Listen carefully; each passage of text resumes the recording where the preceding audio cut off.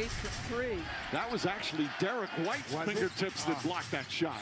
Yeah, you got to be aware of him at all times. Tatum tries the jam, goes down hard.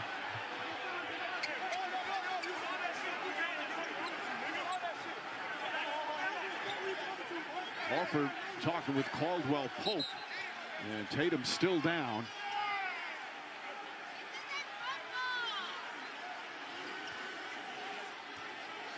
The officials will obviously look at that. It's the airborne player. And it looked like in that moment, you kind of on camera there, telling him to get up. What message were you trying to kind of convey there? It was kind of it looked like Al was kind of upset about the foul as well there. What was kind of going on in that moment on the sideline? Love.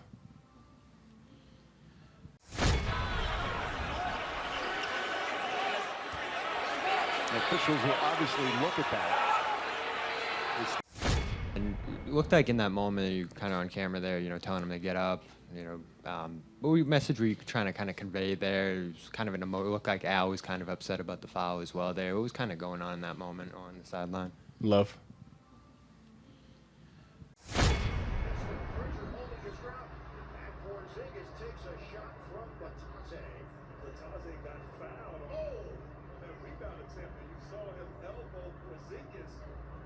I like his overall just approach. I think he has an innate ability to take things very serious at the same time. Have great perspective, and you see how I think he can control his environment really well with how he handles the crowd and how he handles the physicality of it, and he can maintain his poise, and he just has a great way about him, and I think that helps us. And I do. I love watching him.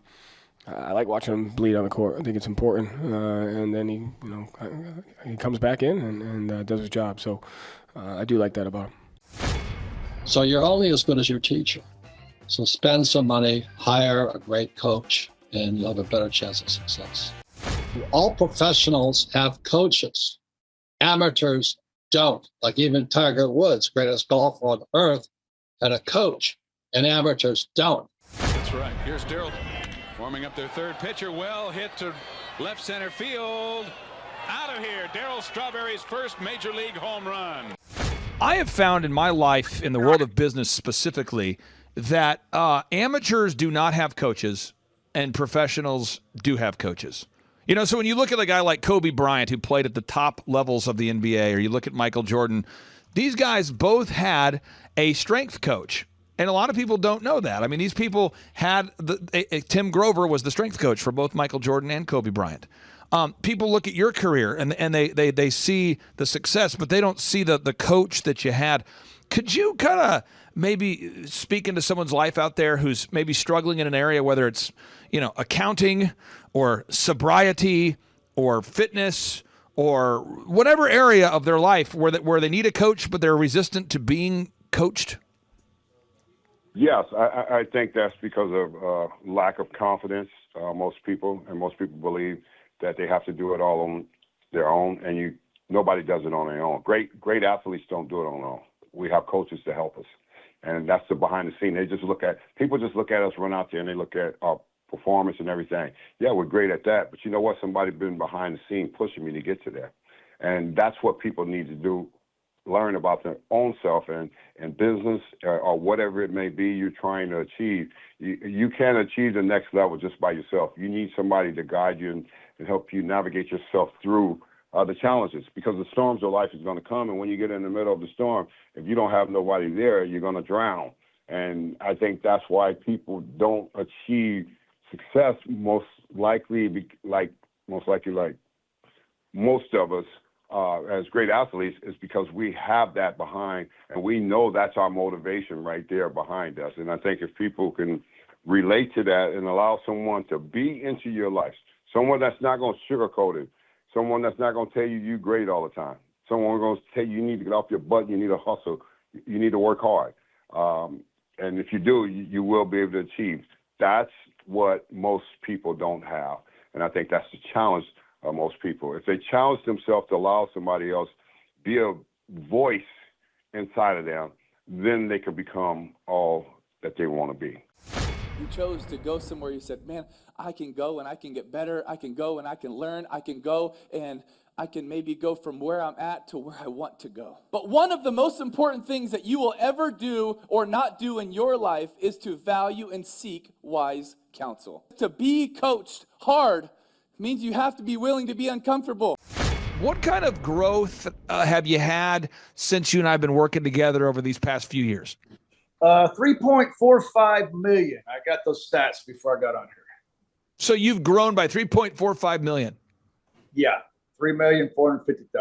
Would that be like if you took the combined revenue and maybe doubled it? Have we gone up by about almost 3, not quite.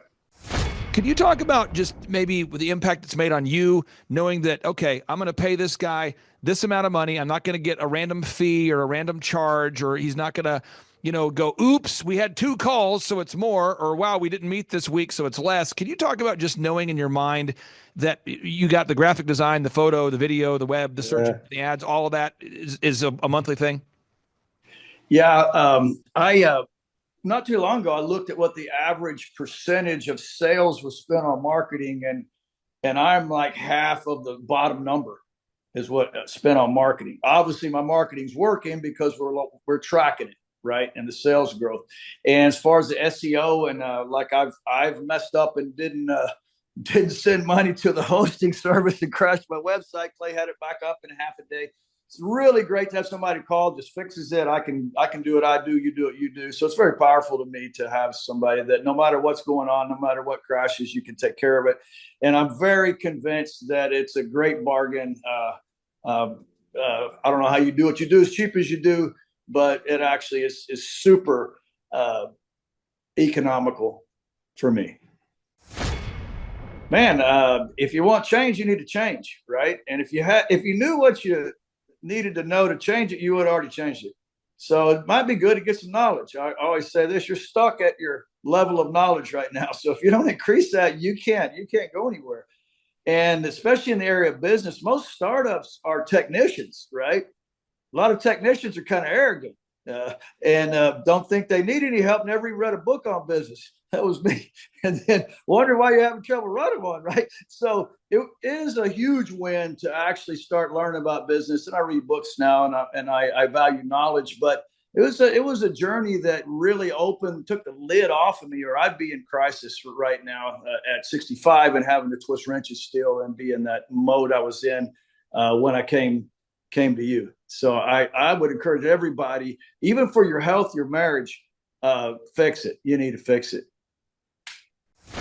Folks, on today's show, I'm going to tell you about a success story. I'm telling you a success story of a real diligent doer. Now, he could be a male model. You might say, come on, this guy's not real. He's an actor. He's a paid model. His website is RC Auto Specialists. RC Auto Specialists, that's his company number 1. Company number 2 is thegarageba.com. This is a automotive repair business. And over here, the Ford business is a diesel repair specialty shop. And again, he could be a male model. He could be an actor. He could be a rapper. He could be an AI-generated example of perfection. But he's Roy Cockshaw. He's in the flesh. Roy, welcome onto the Thrivetime Show. How are you, sir? I'm happy. Thanks for having me on, Clay. Well, I wanted to have you on the show because I have a client that I'm working with right now. Great guy. And this is not a passive-aggressive testimonial, but he's in the automotive space, and he's kind of going, yeah, but my industry is different. So let's start off with the success, and then we'll get into how we've done it together. What kind of growth have you had since you and I have been working together over these past few years? 3.45 million. I got those stats before I got on here. So you've grown by 3.45 million. Yeah, 3,450,000. Would that be like if you took the combined revenue and maybe doubled it? Have we gone up by about almost 3, not quite. Got it. So almost 3 times. Yes, 275% at least. Now, what happens with a lot of people, and this, I'm going to send this show right away to this particular guy, is a lot of times we have a bakery, a dentistry, a law firm, a product, and a lot of my clients will say, it's different in my industry because I'm sure you see the same thing in your business. People bring in a car and they say, look, I don't need a diagnostic. I think what it is this. Look, I don't need you to look at my car. I think it's this. Could you maybe just talk about when you and I first met, what were you thinking, or what was kind of going through your mind as you were being introduced to me by some of your friends?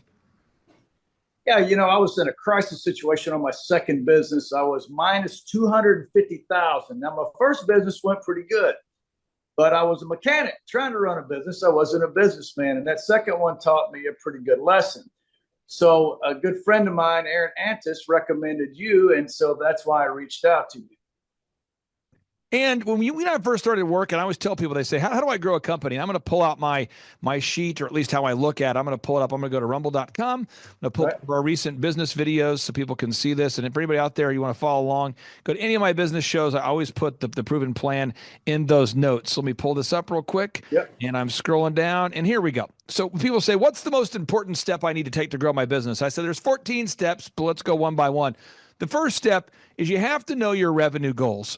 Roy, every time someone comes in to service their vehicle, you're the kindest guy I know, and I know that you do this. If nothing else, you undercharge for stuff. And if you're not intentional and you don't know your revenue goals, what's going to happen by default for a guy like you who, frankly, would give the shirt off your back to people, and you do that? What would happen what was happening by default? Yeah, we were just going under, and I was, like I said, I didn't have the knowledge to pull it out because I was a mechanic trying to run a business, and this one was going to require a businessman. So my journey with you was learning metrics, learning all 14 of those steps were foreign to me. I just thought, hey, I can do this. And like I said, the first one just kind of went by itself. The second one was the one that forced me to change. So that is how my journey began with Mr. Clark here. So. Now, second step is, you have to know your break-even numbers. And sure. Break-even is just, how much business do we have to do just to break even? And maybe for the listeners out there that don't have a context of what you do, could you maybe share about the kinds of services that you provide at your automotive businesses, just so listeners can get an idea of the kinds of solutions you provide before we get into the break-even numbers? Sure. My big store, the Ford Specialty Store, we go from anything from oil changes to putting engines in diesel trucks. And so it's turnkey all the way across the board. Anything you get done at the dealer, you can get done at that shop. Garage is a little different model. It's the neighborhood garage around the corner. We've done a few engines. That's not really our mainstream. Would be air conditioners, electrical, alternators, things like that. Alignments, suspension issues, general auto repair. So. And it doesn't matter whether someone's a doctor, a dentist, or a lawyer. We have to know our break-even points. And the break-even point is, how much revenue do you have to do just to break even? Could you talk about how you frame that in your mind now that you do know your break-even point? Now that you know how many days a month you have to, how many customers you have to see a month just to break even? How does that impact how you run your business? Yeah, I mean, you're behind, you're under until you hit that number, and so there's some urgency to get to that number. And I've found that with my employees, if they don't have a target either, then they don't really strive to hit it. And so I've structured my pay plans to where we're all on commission. And so we all are going the same direction for the same reason, and it works good for us. But they most definitely know where that break-even point is when we start making money. At this point, my break-even point is right at 48,000 gross profit per week, shops combined. And that, and I love how you mentioned the merit-based pay. Everybody on your team is getting paid based off what they produce, not based on how many hours per week that they occupy space and breathe air. Moving on to step 3, you have to figure out how many hours per week you're going to work. Now, this is one thing that's been interesting about you and the different clients I work with, is I have some clients that I work with that are 25 years old, and I say, how many hours a week do you want to work? And they go, 30 hours a week. And you go, really? Then there's a guy like you who you've been working, 6 days, 7 days a week for years. And you're a Bible believer. You always take your family to church. But you would do whatever it took, and you have done whatever it takes to be successful. And so you did that. But you knew in your mind that you had a vision that you wanted to get to a place where you could take your wonderful wife on dates and spend time with the grandkids and do that. And so you were willing to put in the work, but you also had boundaries on how many hours per week you're willing to work and what days you wanted to be free to travel. Could you talk about the balance of that? Because I do see a lot of young whippersnappers being unwilling to put in any work at all to grow the company. Then I also see grizzled entrepreneurs willing to work 7 days a week. Family, don't even worry about the family. We're just going to work 7 days a week. Sure. I want to get your thoughts on how you balance that. Yeah, I believe there's seasons of life. Starting a business, you're all in. There's kind of I would call it an adrenaline rush for at least the first 2 or 3 years where I'm working literally 70, 80 hours and not really even thinking about it. It's just what we have to get done here. And after you get some success, I've throttled that back some. I've got a couple of young 35-year-olds that are doing the heavy lifting, and I'm actually running it like a business. Thank you, Mr. Clark. And I was a mechanic attempting to do it, and I was in what I call micromanager hell. I didn't have systems, processes, so I was a fireman, and there was always more fires than I could put out. So hence the 70 or 80 hours, not real efficient. So now I can take off a week or two and not even get a phone call. But that was after many years of grinding and getting to that point. So powerful. I want everybody to take notes. What you're hearing, folks, is a real entrepreneur, a real grandpa, a real committed husband, a real committed dad, who's just giving you real information here. Okay, there's no BS here, folks. Now, step number 4, you got to figure out your unique value proposition. We have to figure out your unique value proposition, and there's a lot of automotive repair shops competing for business out there, a lot of diesel repair shops competing for the marketplace. And you and I sat down, and I think that was the first area where maybe you and I had some mental friction, because I was obsessive. I said, Roy, you and I, every single week, we got to get video reviews. We got to get images on that website. We got to write search engine content that no one's going to read. And we got to get more Google reviews. And then we got to run the same ads every week. We don't have to change them every week, but we keep those ads. So VISMD, for people taking notes, it's video reviews, images, search engine content, more Google reviews, and then run those ads, never turn them off. And I think that was the first time where you were kind of going, I don't know if you know what you're talking about. Could you talk about that a little bit? Well, first of all, several of those I thought to myself, well, Clay doesn't understand my business, and that's not going to work. But I actually did it because I was going to prove you wrong. And I'm glad I didn't open my mouth, because I actually proved you right. And in my mind, I finally said, look, obviously I don't know how to do it. I'm sinking this ship at minus 250,000. So I'm going to go ahead and listen to my business coach and do it, even if I don't think it's going to work. And lo and behold, it did work. So really, if you're reaching out for help, maybe you ought to listen to the person that's trying to help you, is kind of my takeaway from that. And even though I thought it wouldn't work, I obviously did not know. And that's why I needed help. Now, the thing about marketing and ads, most marketing companies, I'm sure you've never experienced this, but I have, they want to come up with a new ad of the week, a new logo, a new ad, a new theme, a new vision, a new brand. Hey, wow, Mr. Client, look, it's the spring. We should do new ads, new vision, new promo. And they do that to stay busy, because they want to show that, which would be analogous to me. If I ran an automotive repair shop, this is where the analogy would go. That would be like me saying, Roy, I just fixed your truck, but guess what? I just broke it again. I'll be back in there fixing it. I mean, it's creating problems. And really what needs to be done is just diligently executing those systems. Could you talk about maybe the mind freedom or the time freedom that's created for you now, that you're following the same system and we're just doing it, as opposed to coming up with a new idea every week? Sure. The franchise system, somebody actually developed a business, strong strengths, processes, and then they hand you this model, and you just keep doing the same thing every week. Everybody knows what to do. It's really hard for us entrepreneurs to do that, because we had to start out micromanaging, but the transferring out of that is key to having freedom and for the money to scale up. I found that people my age, when they start, they had a big, giant capacity. Well, that capacity shrinks up as you age out. And if you don't do something about it and install systems and processes, your business is going to shrink with your capacity, because you become a giant funnel. And so those processes, what we do weekly, monthly, day in, day out, we're getting reviews. We're constantly getting reviews. Those reviews drive customers 24/7. And they're my most important thing. And the website on the videos off gets me on the front page, obviously. And so we keep doing what it takes to stay on the front page. I've tried all kind of fancy marketing and I've wasted a ton of money, and I couldn't measure one customer that came in because of it. That's so powerful for somebody out there. Now, Roy, one thing is when you go into the garage, I'm going to pull it up on the screen here.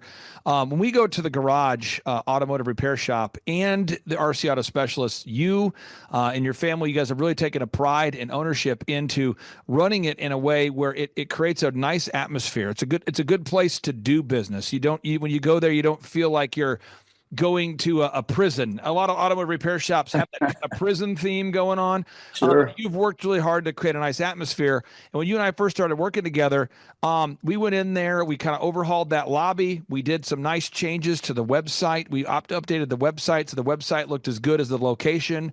We did a lot of that. But now we're not in there, repainting the whole thing every 2 days. We're not coming up with a new theme every hour. I see these automotive repair people I work with, wonderful people who feel the need to every week come up with a new theme, repaint the whole thing. They're constantly putting up different, they're doing different mailers. They're doing billboards. They're doing the billboards. They got there's local magazines. They're just doing a lot of work and they're not getting the results. Could you talk about just tracking the numbers and why that has helped you, just tracking the numbers? Yeah, you measure what's important to you, and the term metrics, I didn't know what that meant before I started working with you, but they're the key performance indicators. I liken them to gauges on a car or a scan tool. Like if I'm trying to fix a car and I don't have any metrics, any facts, it's going to be real hard. I may stumble across it if I threw enough parts at it, but it's a whole lot more effective if I can look at some data. That the metrics we track every week are the data. That's the measuring system. So I know if my marketing's working or not because I can track it in dollars every week. Super important. So we're moving on here, folks. Again, if you're taking notes at home, step number 1 is establish your revenue goal. Step number 2, know your break-even point. Step number 3, define how many hours per week you're willing to work. Step number 4, we have to define our unique value proposition. And what we focused on, just to be clear, with the garage and the diesel repair business was you were already doing a great job repairing cars, but we had to get documented evidence that was true. Because everybody's competing for that dollar, so we had to gather objective video reviews, a lot of them. And by the way, hundreds of them. And not just 200 or 300, but 500 of them per company, per location. It's pretty powerful. Next is we had to establish a 3-legged marketing stool. So we had to think about who are the ideal and likely buyers and what's the most sustainable way for Roy as the business owner to reach them. Some of my clients love hopping on podcasts and they like to be, one of my clients does RV, they sell RVs and he loves being on commercials and he loves being the face of the business and he wants to do all that. Other business owners don't want to do that. So what we did is we created a 3-legged marketing stool that allowed Roy to implement it without needing to be on camera all day or without needing to post on social media every 2 minutes. Roy, could you talk about that for a second? Because there's so many marketing strategies that could work, but many of them require the owner to live on social media. Could you talk about why you and I together have not gone with, hey, let's make Roy the viral TikTok king in order to grow the business? Well, I'm happy. I'm thankful about that. It's really not my personality, but just doing a company that knows what works, i.e.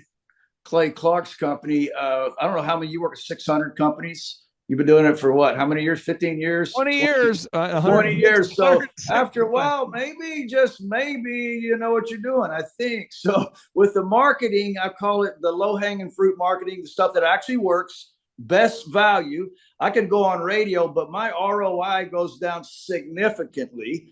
So what we're doing right now, we track those numbers, and it's amazing how many new customers come in per week based on the same marketing we do week after week after week after week. Now, Roy, I remember this like it was yesterday, and I'll let you share as much of it as you want. But every client we ever work with, I always say, I tell the business owner, I said, we need to install call recording. Oh, man. I had a fantastic conversation with the dentist this morning, and I say fantastic. Okay. It did not go well.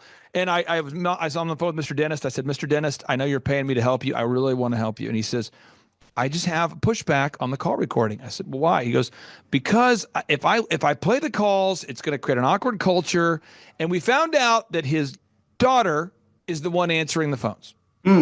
And so I said, can we just go in and just listen to a couple?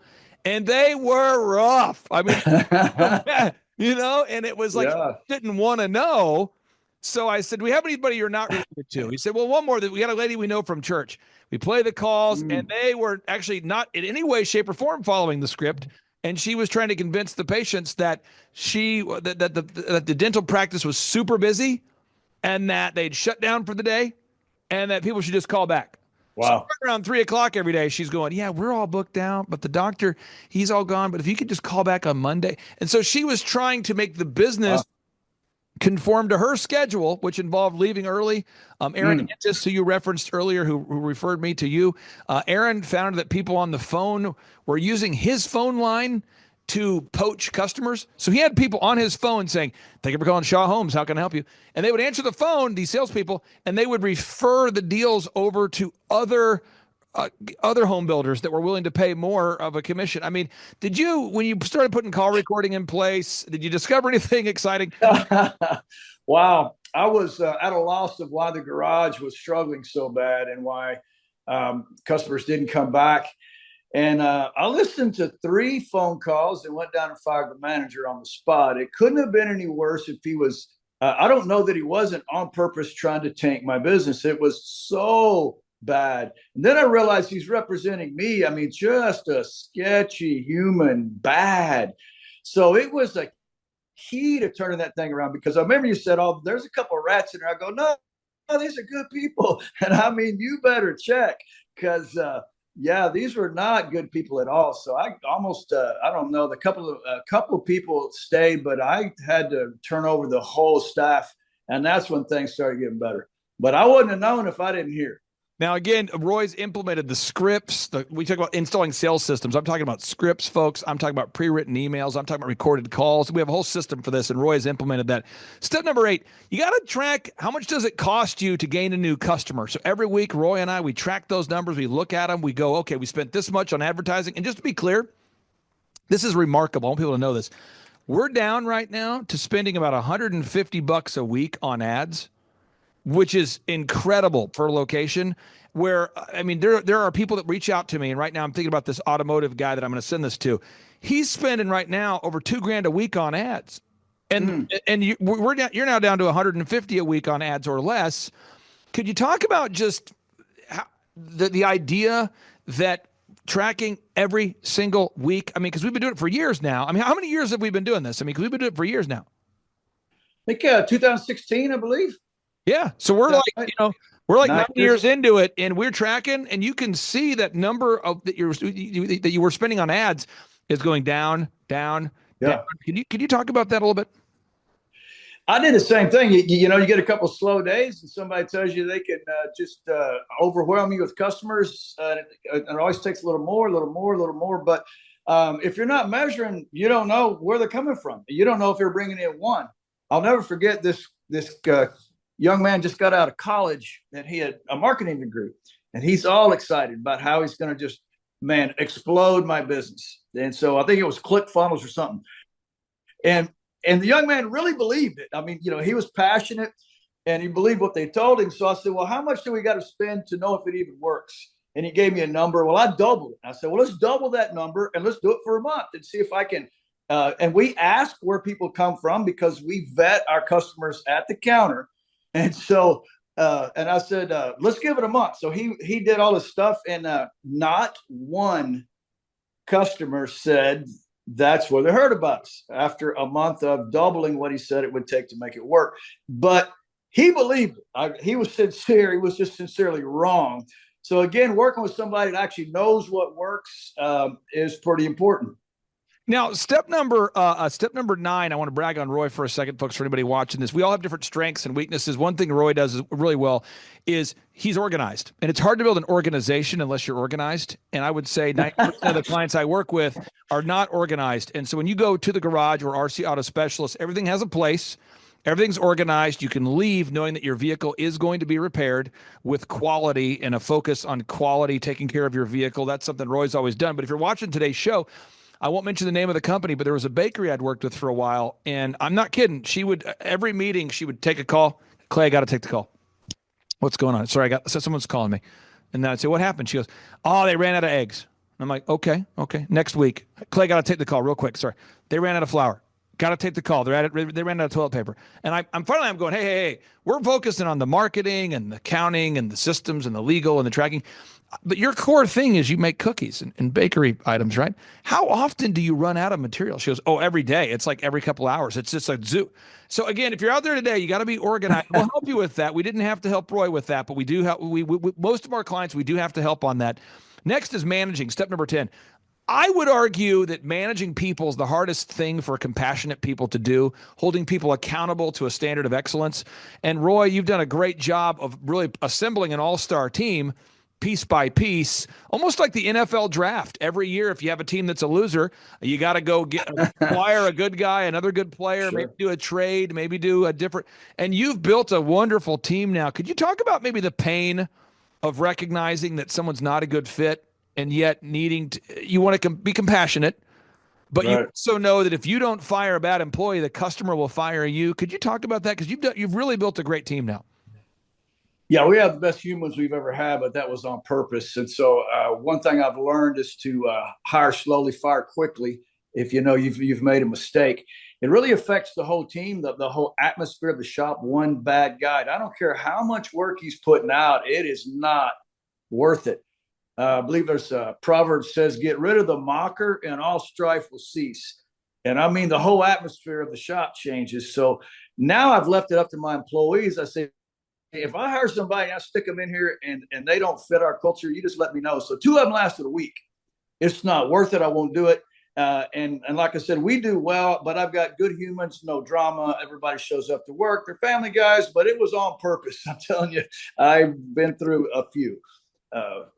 Now, next question I have here for you is, or next step number 11, you've got to create a repetitive schedule. You and your wife are really involved in missions and outreach, and I'll just kind of keep it vague there, but you guys are passionate about weekly going out and sowing seeds and investing time in ministry, and that's a big part of your schedule.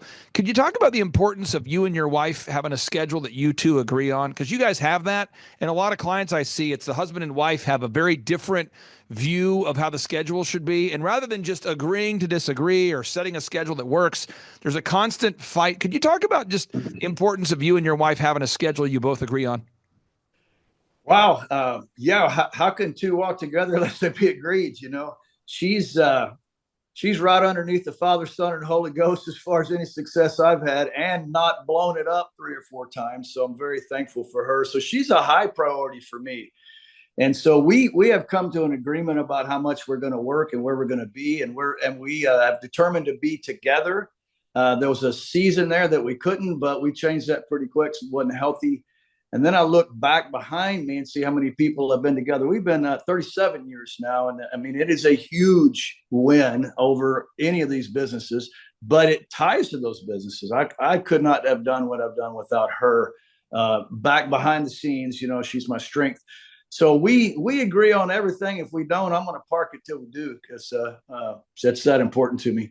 I don't know if that answered your question, but that's kind of how we operate. No, this is big. I'm telling you, as a business consultant, you start to see people walk in a different direction. And if they're married, that gets odd. If they're business partners, it gets odd. So you've really set a great example for that. A final couple steps here. Again, folks, if you're taking notes, I put all of them in the show notes here. The next step number 12, human resources. We talked about it a little bit, but it's hard to manage people if you don't have good people.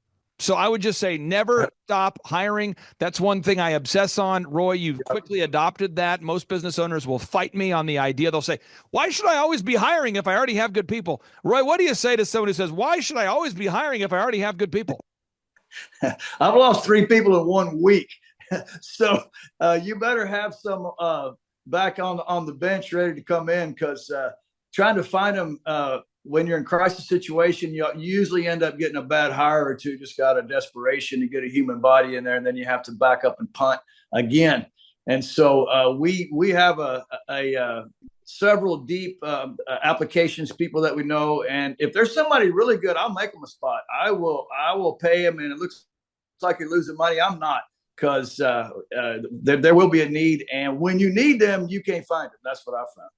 Now, step number 13, folks, you got to know your numbers. We talked about that earlier, but you got to know your accounting. It's not how much you make, it's how much you keep. And Roy and I We get into it. We talk about it. We look at the numbers every single week. And I'm telling you, there's little moves you can do, just a little tweak. Once you get the business to a certain level, you can do one tweak, just one little tweak. And all of a sudden, the profit, the actual money you can keep, will go up in a dramatic, impactful way. And so, Roy, I mean, what do you say for someone who's afraid of, doing a price increase despite record inflation, or somebody who's afraid to make a tweak or make a cut? What do you say about really knowing those numbers?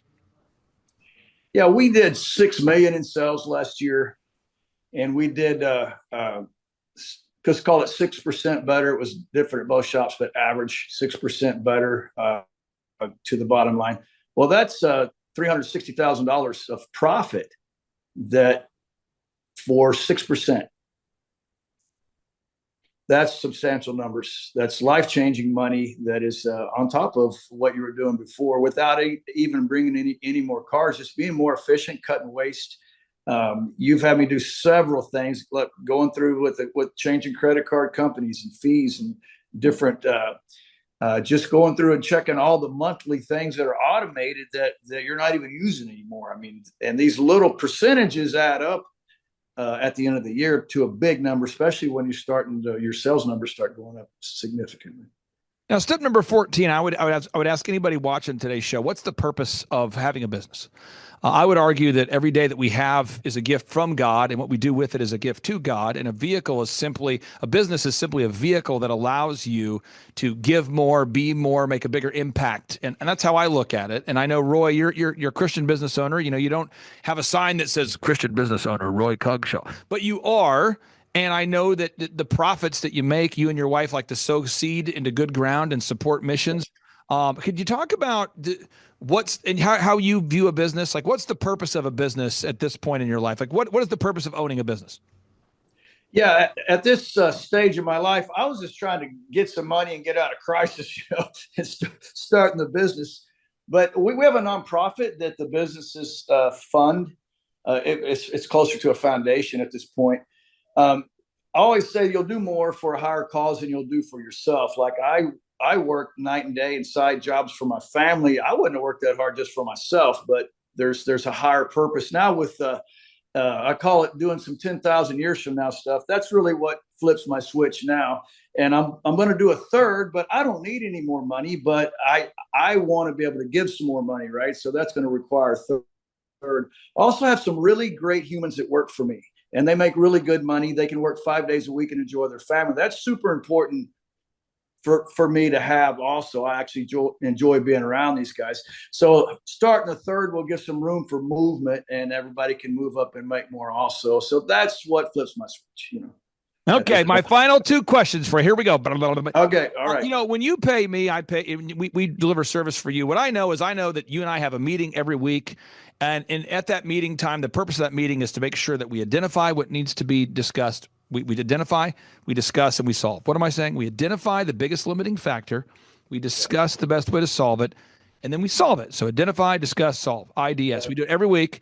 And so the meeting doesn't need to be 2 hours. It doesn't need to be 90 minutes. The purpose is to identify what needs to be discussed, discuss it, and then solve it.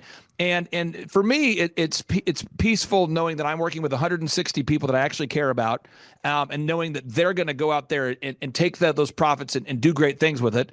Could you talk about just maybe the impact it's made on you, knowing that, okay, I'm going to pay this guy this amount of money. I'm not going to get a random fee or a random charge, or he's not going to, go, oops, we had 2 calls, so it's more, or wow, we didn't meet this week, so it's less. Can you talk about just knowing in your mind that you got the graphic design, the photo, the video, the web, the search, the ads, all of that is a monthly thing?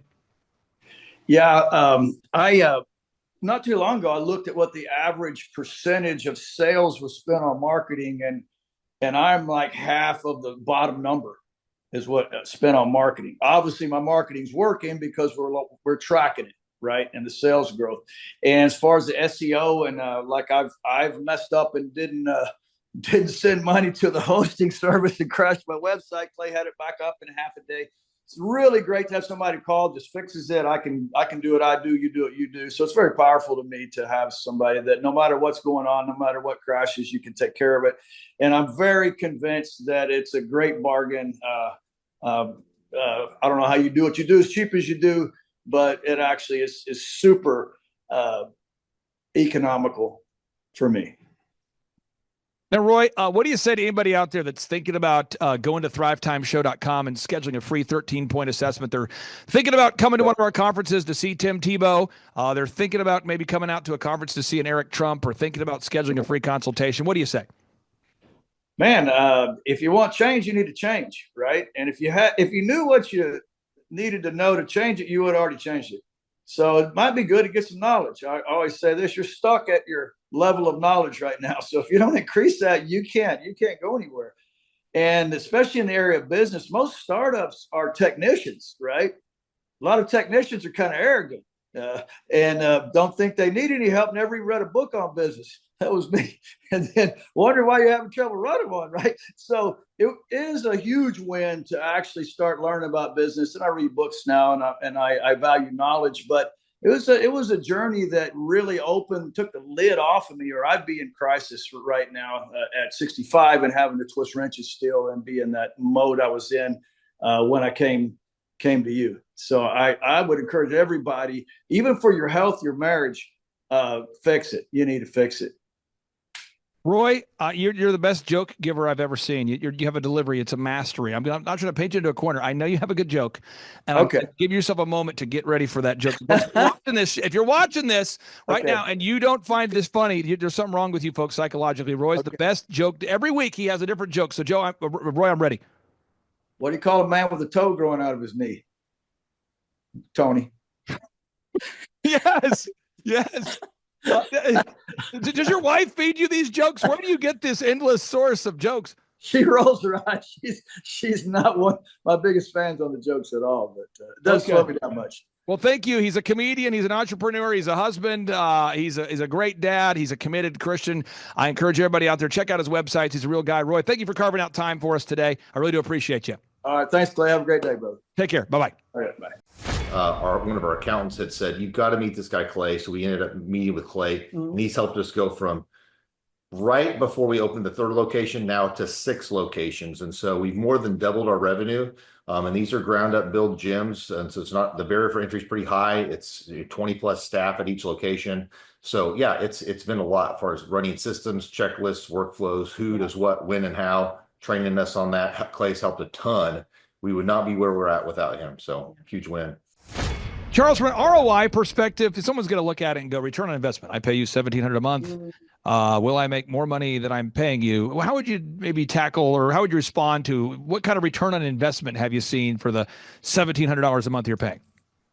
Well, for example, Clay has got, there's no better business coach in the world that has the way he works, the way his mind works. But he's also got a team of other business coaches that have worked in lots of different industries. So he's worked in every industry. His staff has worked in every industry. He's got videographers, web designers.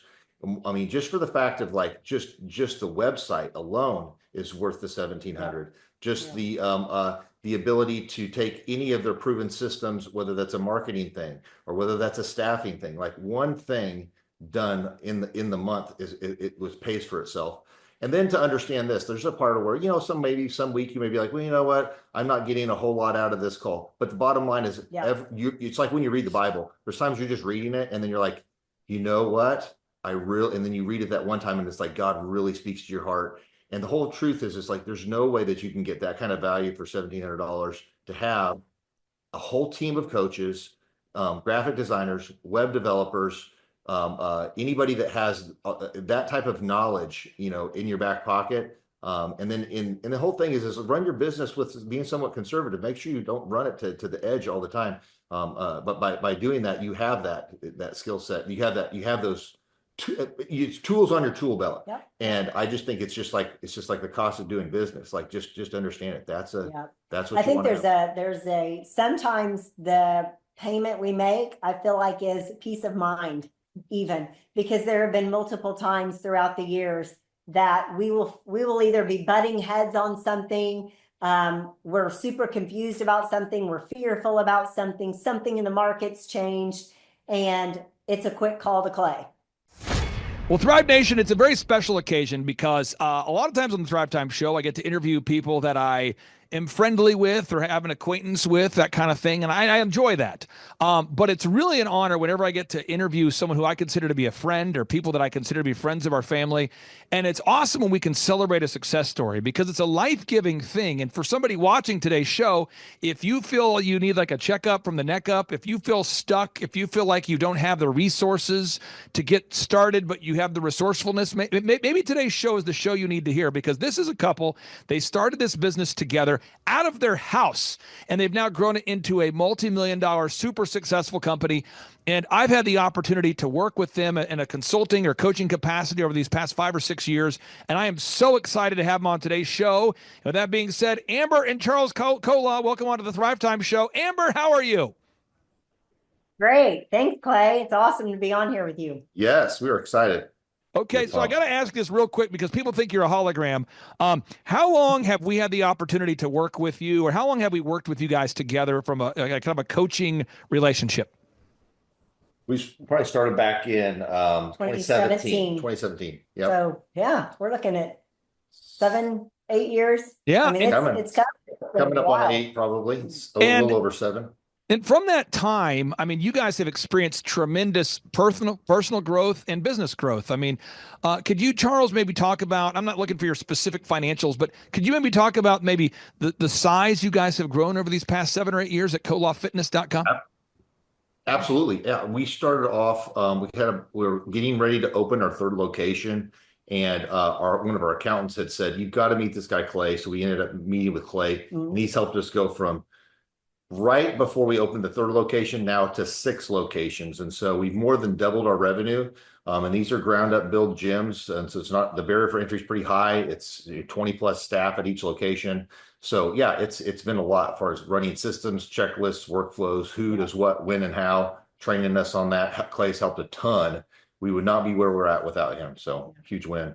Now, I'm going to ask you guys this story because I want you to be able to encourage somebody. I'm not sure who's going to watch this show, but I view every show as kind of a message in a bottle. So somebody's watching this show and they're going to relate to this story. I'm going to let Amber go first because I think she'll maybe have a less rosy view of how it was.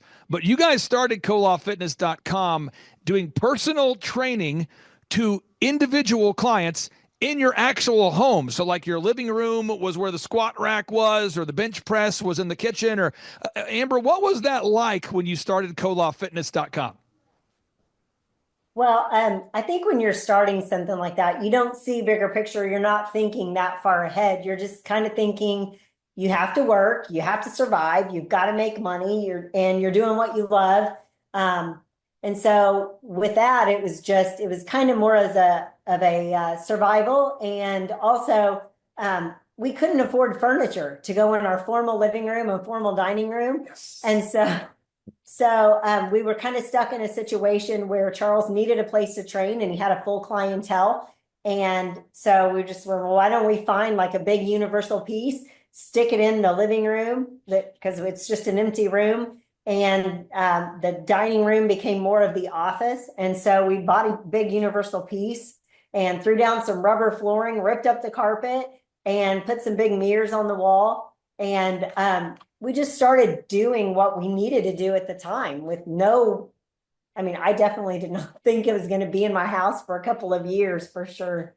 But yeah, a lot of it was fear of failure. I was like, I want to make sure that, I can provide for my family. And we were trying to every lead I had, I'd follow up with every client I trained, want to make sure that I gave them good results. And next thing you know, we have about 160 clients coming in and out of the door a week.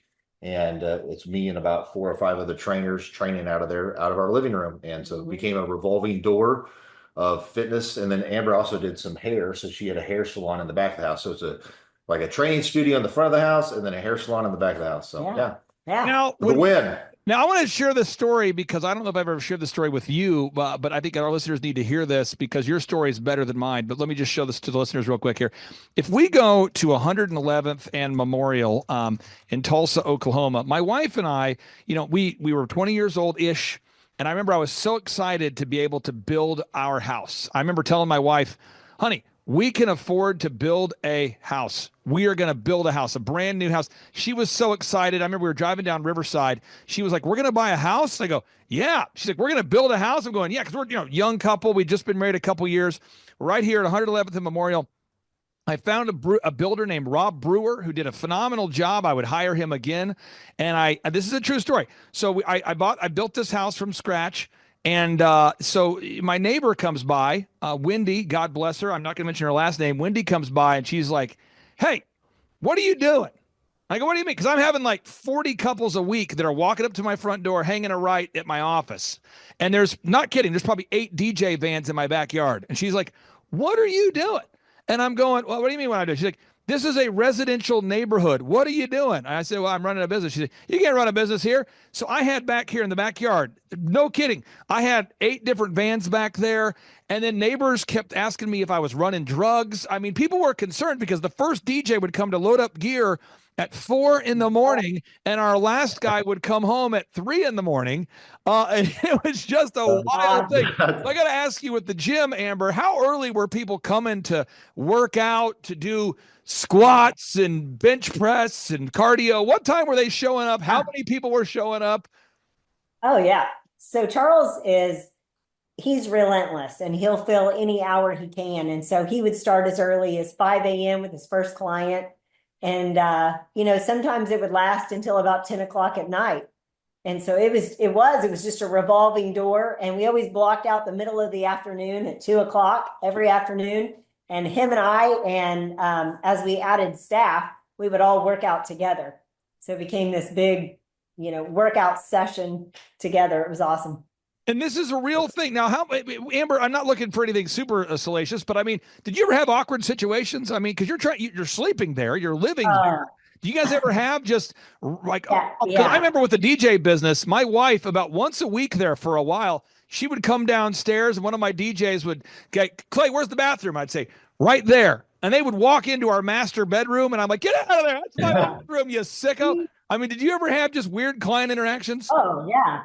Totally. Our kitchen became like the staff break room. And so all of a sudden I've got everybody's lunches in my fridge. And I remember one day a guy had went to get the barbecue sauce out of the fridge and just drops it.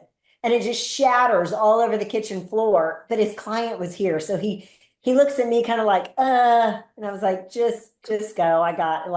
So I'm cleaning up barbecue sauce out of the kitchen. One morning I had gotten out of the shower and I come out of the bathroom, which is at the top of the stairs.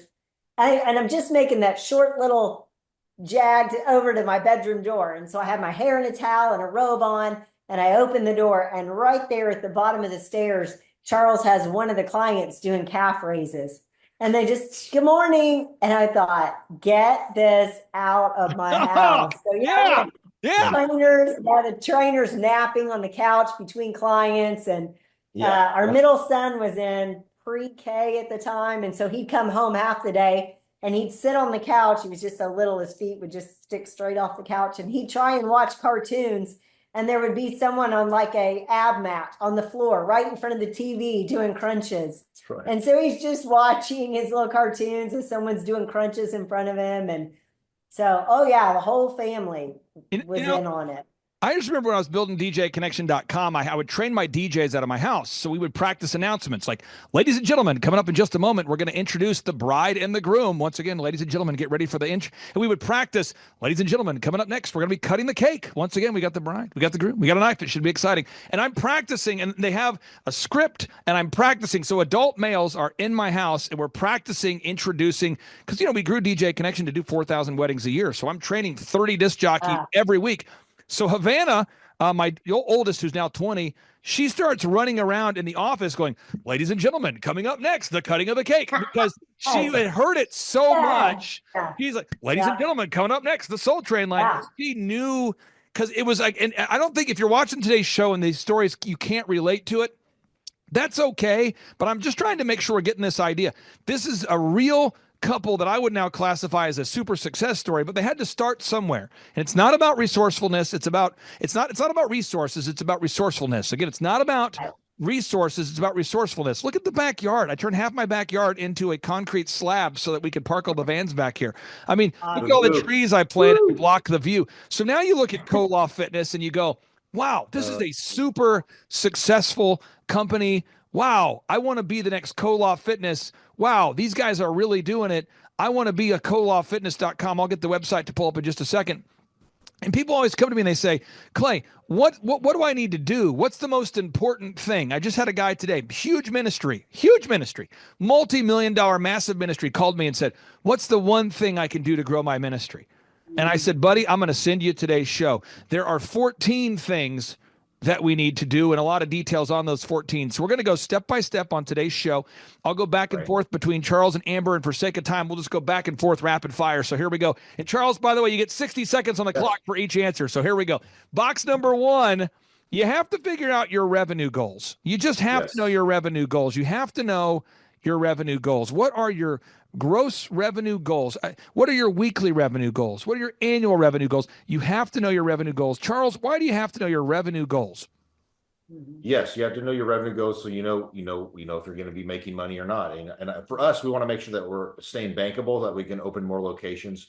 Our gyms are a ministry for us. We want to make sure that we continue to expand and making sure we got at least a 20% profit margin off of all of our expenses to income over expenses. And we know how many memberships we have to sell. We know how many clients that we have to service to hit those goals for our set overhead costs. And so you got to know how many units of items you have to sell every week, every day. And so we track that stuff. And for us, we have a lot of it's recurring revenue. But the whole point is we want to make sure that we have enough of the payable, viable buyers in the system to continue to grow. And you track this stuff. And so, we've got wonderful members of our team. We've got a young member of our team named Natalie who's learning all of this because she's, developing into a coach. And when you work with a new client, a lot of times the client's going to have a bias to focus on just marketing, just branding, but you have to know these numbers. Amber, anything else you want to talk about as far as the numbers? Because I know your husband is passionate about fitness and you are as well, but why do you have to focus on the numbers and not just marketing or not just branding or not just social media? Why do you have to focus on those numbers? Well, I think the numbers, it's like the steering wheel that steers the ship. I mean, if you don't understand the numbers, you have no idea where you're going. So I think that's probably the biggest thing. Like it leads the whole way. And I think a lot of people tend to do, I want to do the marketing, or I just want to perform the service. I think a lot of it because people are scared of numbers. I think they feel like numbers are overwhelming and they try to make numbers way too difficult. So I think that's the biggest. This is such wisdom, folks. I'm telling you, if you're not familiar with KoloffFitness.com, go to their website. These guys give away a Bible. Every time they sell a new membership, they set aside a portion of the funds to give away a Bible to first-time members at their gym. It's a ministry. It's a business. It checks all those boxes. Let's move on to box number 3. Define the number of hours you're willing to work. Now, Amber, you happen to be married to a man who's willing to work every hour of the day if need be.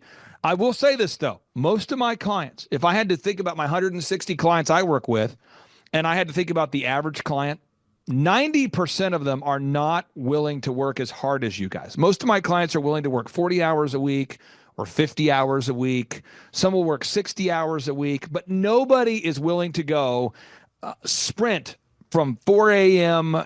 to 8 p.m., 10 p.m. every day if need be. Your husband is willing to do that. Why is it important for you guys, Charles, to define the hours that you're going to work, the hours that you're not going to work, block out time for the family cruise, for the family trip? Why is that an important box there, Charles? Yeah. That way, my wife will stay married to me. And well, I'm like you. I like to just go. And then we take off and we go to church on Sunday. It's important for us for us to hold the Sunday as a Sabbath, as a day off. Other than that, I like to work. I like you talked about vacation, to vacate or to leave something. I love to work. I love to build the systems and build the documents and train staff, build the systems and so on. But we do have to make sure that once a quarter we try to look at taking time off. Go ahead. Right. Well, I would say the biggest thing that we always talk about in marriage, family, and work, expectations and boundaries. Those two things have to be very clear all the time. So as long as he understands what my expectations are, and I need him to fulfill a husband role in addition to working, as long as he understands that these are my expectations and then these are my boundaries, and as long as we communicate that, then And we're good. I'll say one more thing is that for us, we've kind of at the spot to where, you know, we just work on the business, not in the business. So we don't actually do the day-to-day stuff, but we work on the business systems, checklists, workflows, training, coaching people remotely because we do live in Florida.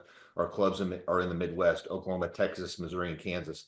And so running remotely and running all that stuff, we've got to kind of say, how do we want to live our lives? Like you'd say, Charles, how do you really want to live it? You got to kind of map out and clearly define that. For us, Tuesday, Wednesday, Thursday, those days are just all in on Zoom calls, training, coaching, working with staff. And so those days are really, really full days. And then the rest of the time, like on Friday, Saturday, Sunday, Monday, those are all lighter days that we don't block in a lot of meetings. It's like no meetings that we plan, but I'm still working on things that I want to work on, but I'm not leveraged to having to. So I've kind of created my 3-day work week that's like super long, and then the rest of the time I don't have meetings, I don't get held hostage on a lot of stuff, and people have to kind of have a gatekeeper to get to me. But other than that, that's how I've tried to map that out so that I can continue to mastermind and kind of grow the brand and have some meta perspective on how I want to continue to grow. So there's so much. Again, for folks, if you want to learn entrepreneurship, this is real people. If you're in the Florida area and you're looking for a job, if you're in the Joplin, Missouri area and you're looking for a career, not just a job, Koloff Fitness is a company that's going places. I'm not prophetic. I'm not claiming to have some view of the future.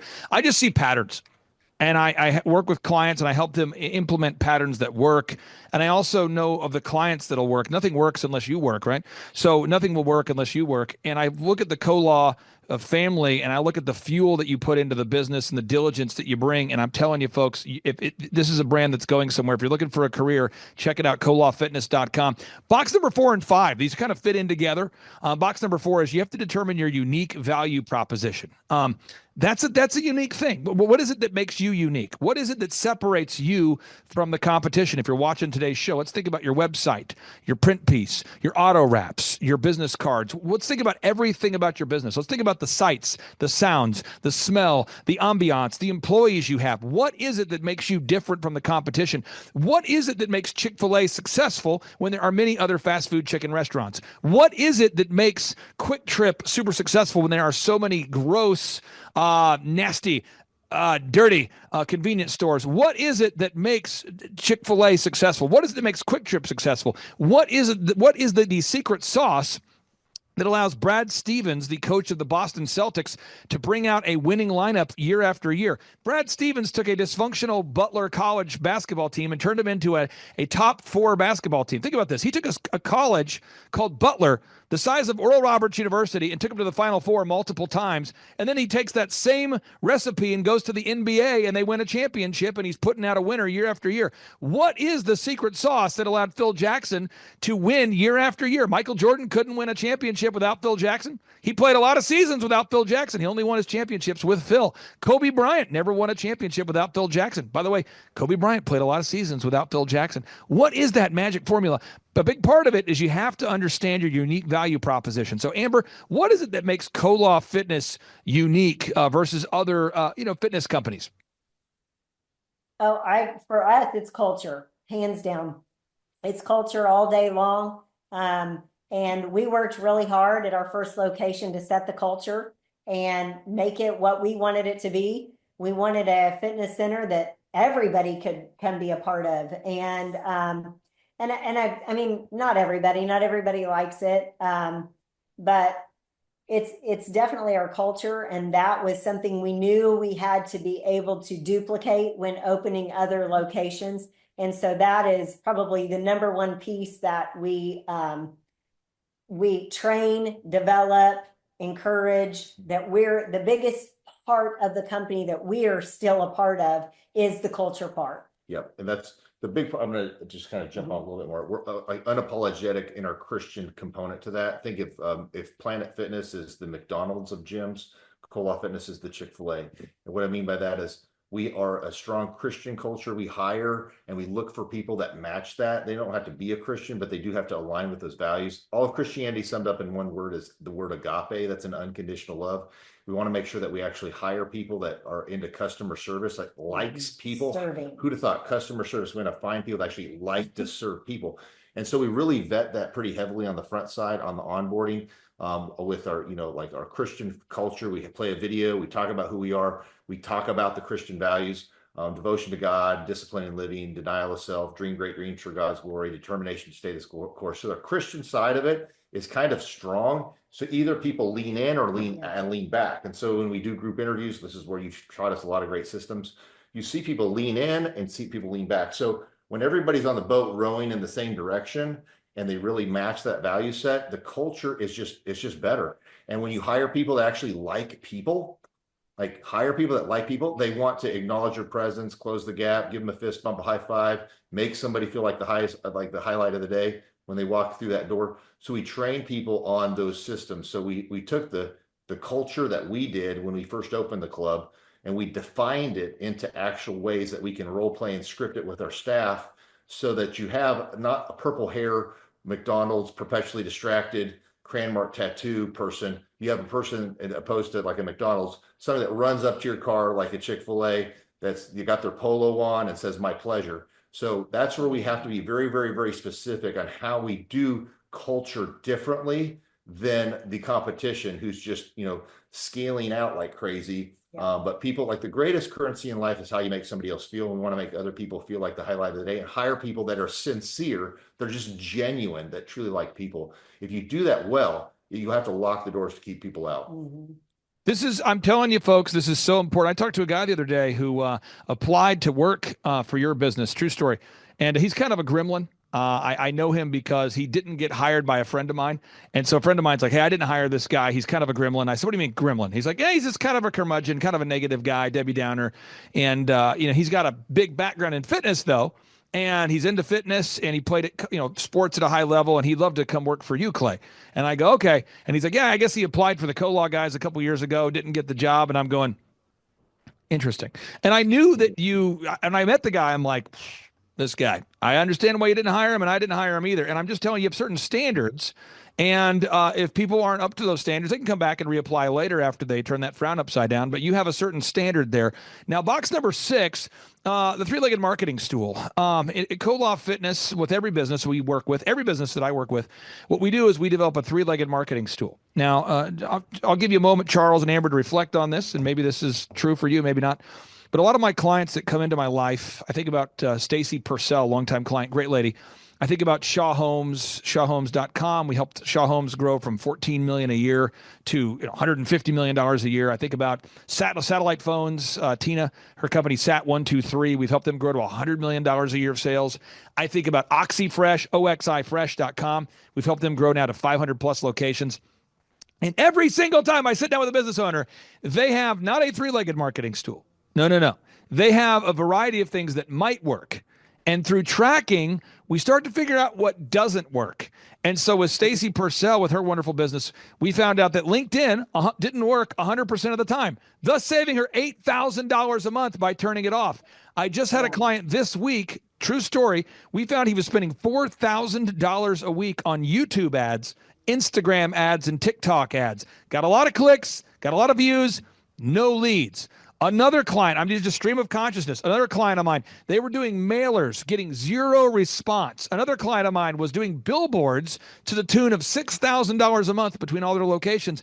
And as you look at the different businesses and you track, you can really, really become much more profitable by nailing down a three-legged marketing stool. Could you talk about that, Amber? Maybe the impact it's had or hasn't had, tracking the results, getting rid of what doesn't work and focusing on what does work? Yeah, well, I would say none of that is my part of the business. And I'm so thankful. I hate marketing. But what I would say to that is that has everything to do with, like we were talking about, your numbers and the tracking. So you're talking about tracking these things. That's my side, the financial side. And I want to know that when the money's going out, that return is coming back, right? And so I do that side of it we talk about a marketing budget and watching that and holding true to that and watching those numbers and watching, the revenue that comes back from that marketing. So you may be able to talk more on the marketing. That's your. Yeah, no, absolutely.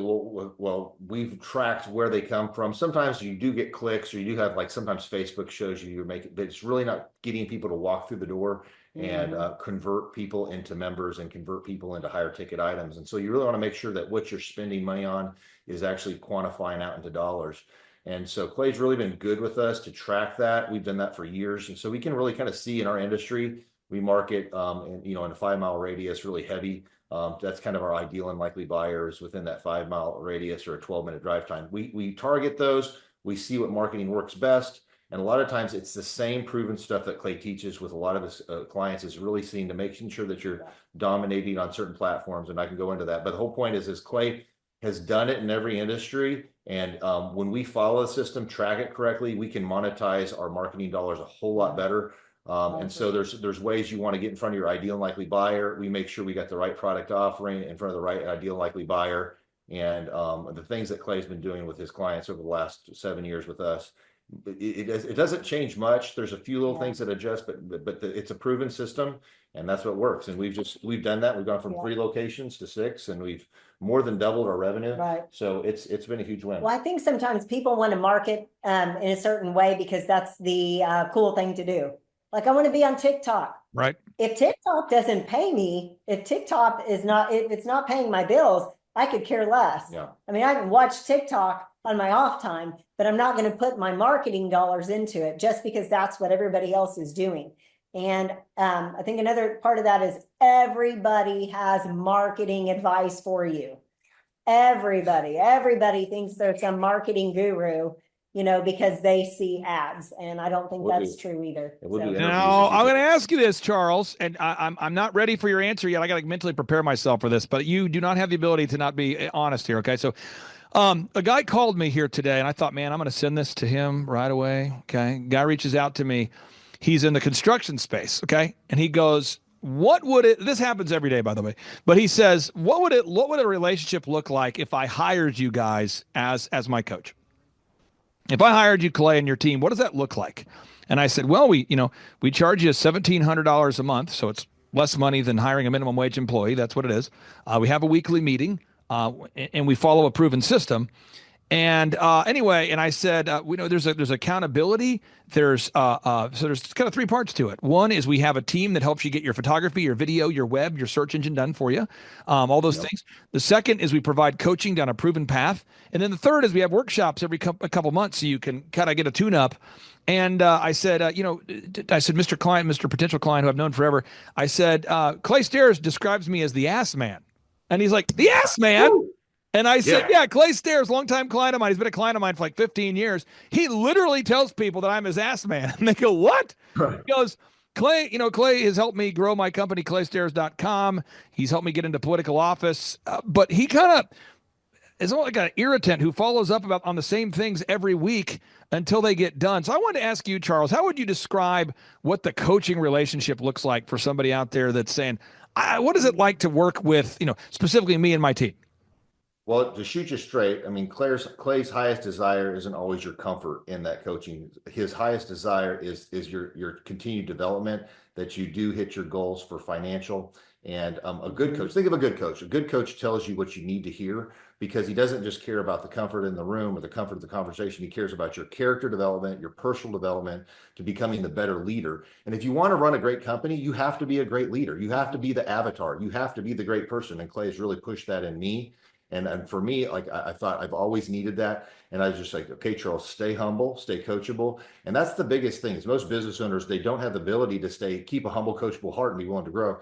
When you work with somebody that has a proven system, they've worked in every industry, they've got a team of videographers, graphic designers, web developers, people that will help you build the back end of your business correctly, the proven systems of continuous hiring, of staff team, like group hiring, that you always have staff ready to go. Somebody in the bullpen, so I'll take it. You always have continuous training, staff. You've never held hostage because there's somebody that doesn't know a skill set. You can always replace somebody.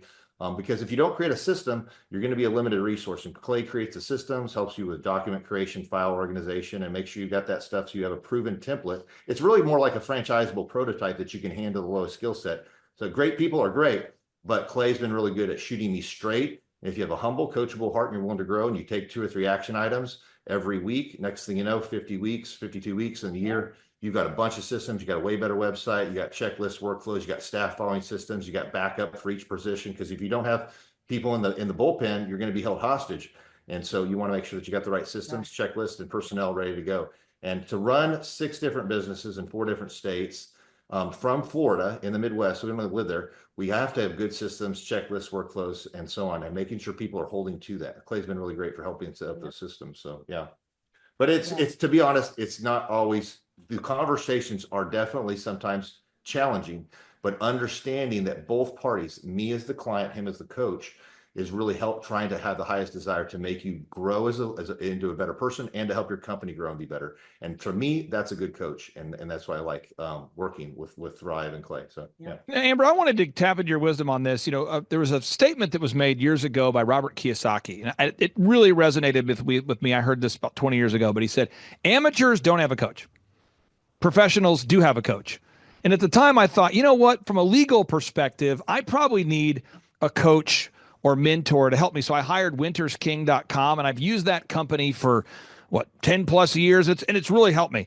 I thought to myself, from an accounting perspective, I need probably to have her a coach. So I hired CCK. And so in the areas where I want to improve, I really do firmly believe in having a coach. When I wanted to become a better speaker, I hired Carlton Pearson, and I worked with Carlton for as long as he would work with me, because at the time he was the top televangelist in America, and he was a phenomenal verbal communicator.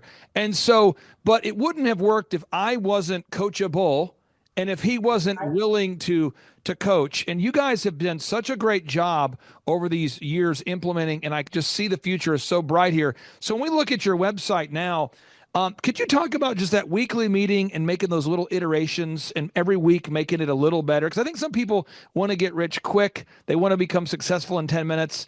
They want to ready, set, let's go. But you guys, every week we go to kolafitness.com. Every week we enhance the website. Every week we enhance the scripts. Every week we enhance the value proposition. Every week we're doing little tweaks that are improving the brand. Could you talk about that mindset of that weekly improvement? Yeah, absolutely. Well, your numbers, you have to have good feedback tools, some key performance KPIs or key performance things you look at for sales over cancellations and how much dollars you're spending on marketing. When we track that on a regular basis, we can see that we're doing well or not doing well. We make pivots. We get coaching feedback from you on best practices. And one thing is that you've not just worked in our industry, but lots of industries. And having a team of people, a team of coaches that say, hey, this is what's working, this is what's working, it's super valuable. Mm-hmm. And so, like I mean, I got an MBA in school, but I'm telling you, like, it's real life is so much more important, and having good people that have good feelers. It's like you're only as good as your team, and Clay brings a whole team to your team. And anyways, we have a weekly meeting. Our weekly meeting, we look at like, what are the key things that impact us? It's going to be signups over cancels. What are those signups? Which ones upgraded to higher tier options, whether that's membership, higher tier membership options, or whether that's tiering up into higher services like fitness coaching, like one-on-one coaching, or fitness training, or nutrition coaching, or group training. But getting people into those things and understanding the scripts, how to role play that over and over again, making sure your staff understands how to communicate effectively with the customer, role play until that socially awkward, young person can totally get it, and they understand how to do it. Until the critical thinking phase has gone away, they know how to do it. Now you got staff that knows how to communicate well, how to show the product offering, benefits over cost, and then show them that, hey, if you don't do it, this is what won't happen. And you want to show them that you're going to really change their life and save their life, add years to their life, quality to your years by changing new habits. And when people see that value, you've got the right staff articulating it, you close a lot of deals, you upgrade things, and you change a lot of lives. Well, one thing, Clay, I think with the coaching is it's been beneficial. It's kind of like you're our blind side or a blind spot coach. This is what we've created. There's a lot of emotions attached to it. It's what we love. It's what feeds our family. And so we can become very emotionally charged. And I think you're super helpful to kind of bring us back in and go, hey, like, so you kind of keep us focused, separating the emotions from it. And I've heard a lot of people say to you, or, in conversations we'll have, and they'll say, Yeah, but you don't understand landscaping. It's not about understanding landscaping. We don't talk fitness every week when Right. we meet.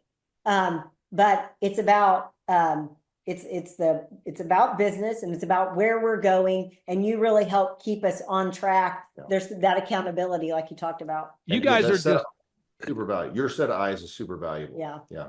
I'll just say this. I mean, colawfitness.com. If you're looking for a career, folks, I'm telling you, check out colawfitness.com. Now, point number 7, sales conversion. We have to have scripts, recorded calls, one sheets, lead trackers. What? We need to have sales scripts, recorded calls, all the visuals in the store. We call that internal marketing. There's external marketing, marketing to your ideal and likely buyers, but internal marketing, letting your current gym members know that you offer personal training or group fitness. Box number 8, you have to have a sustainable customer acquisition cost. What? You have to know, what does it cost you to land a new customer? Box number 9, you've got to create repeatable systems. When you clean the bathrooms every day, when you clean the showers every day, when you clean the locker rooms every day, when you clean the equipment every day, when you clean all these things multiple times a day, when you change the light bulbs every day, when you have to maintain the fitness equipment every day, when you have to hire people every day, you have to build repeatable systems or your head will explode. You got to have checklists and processes.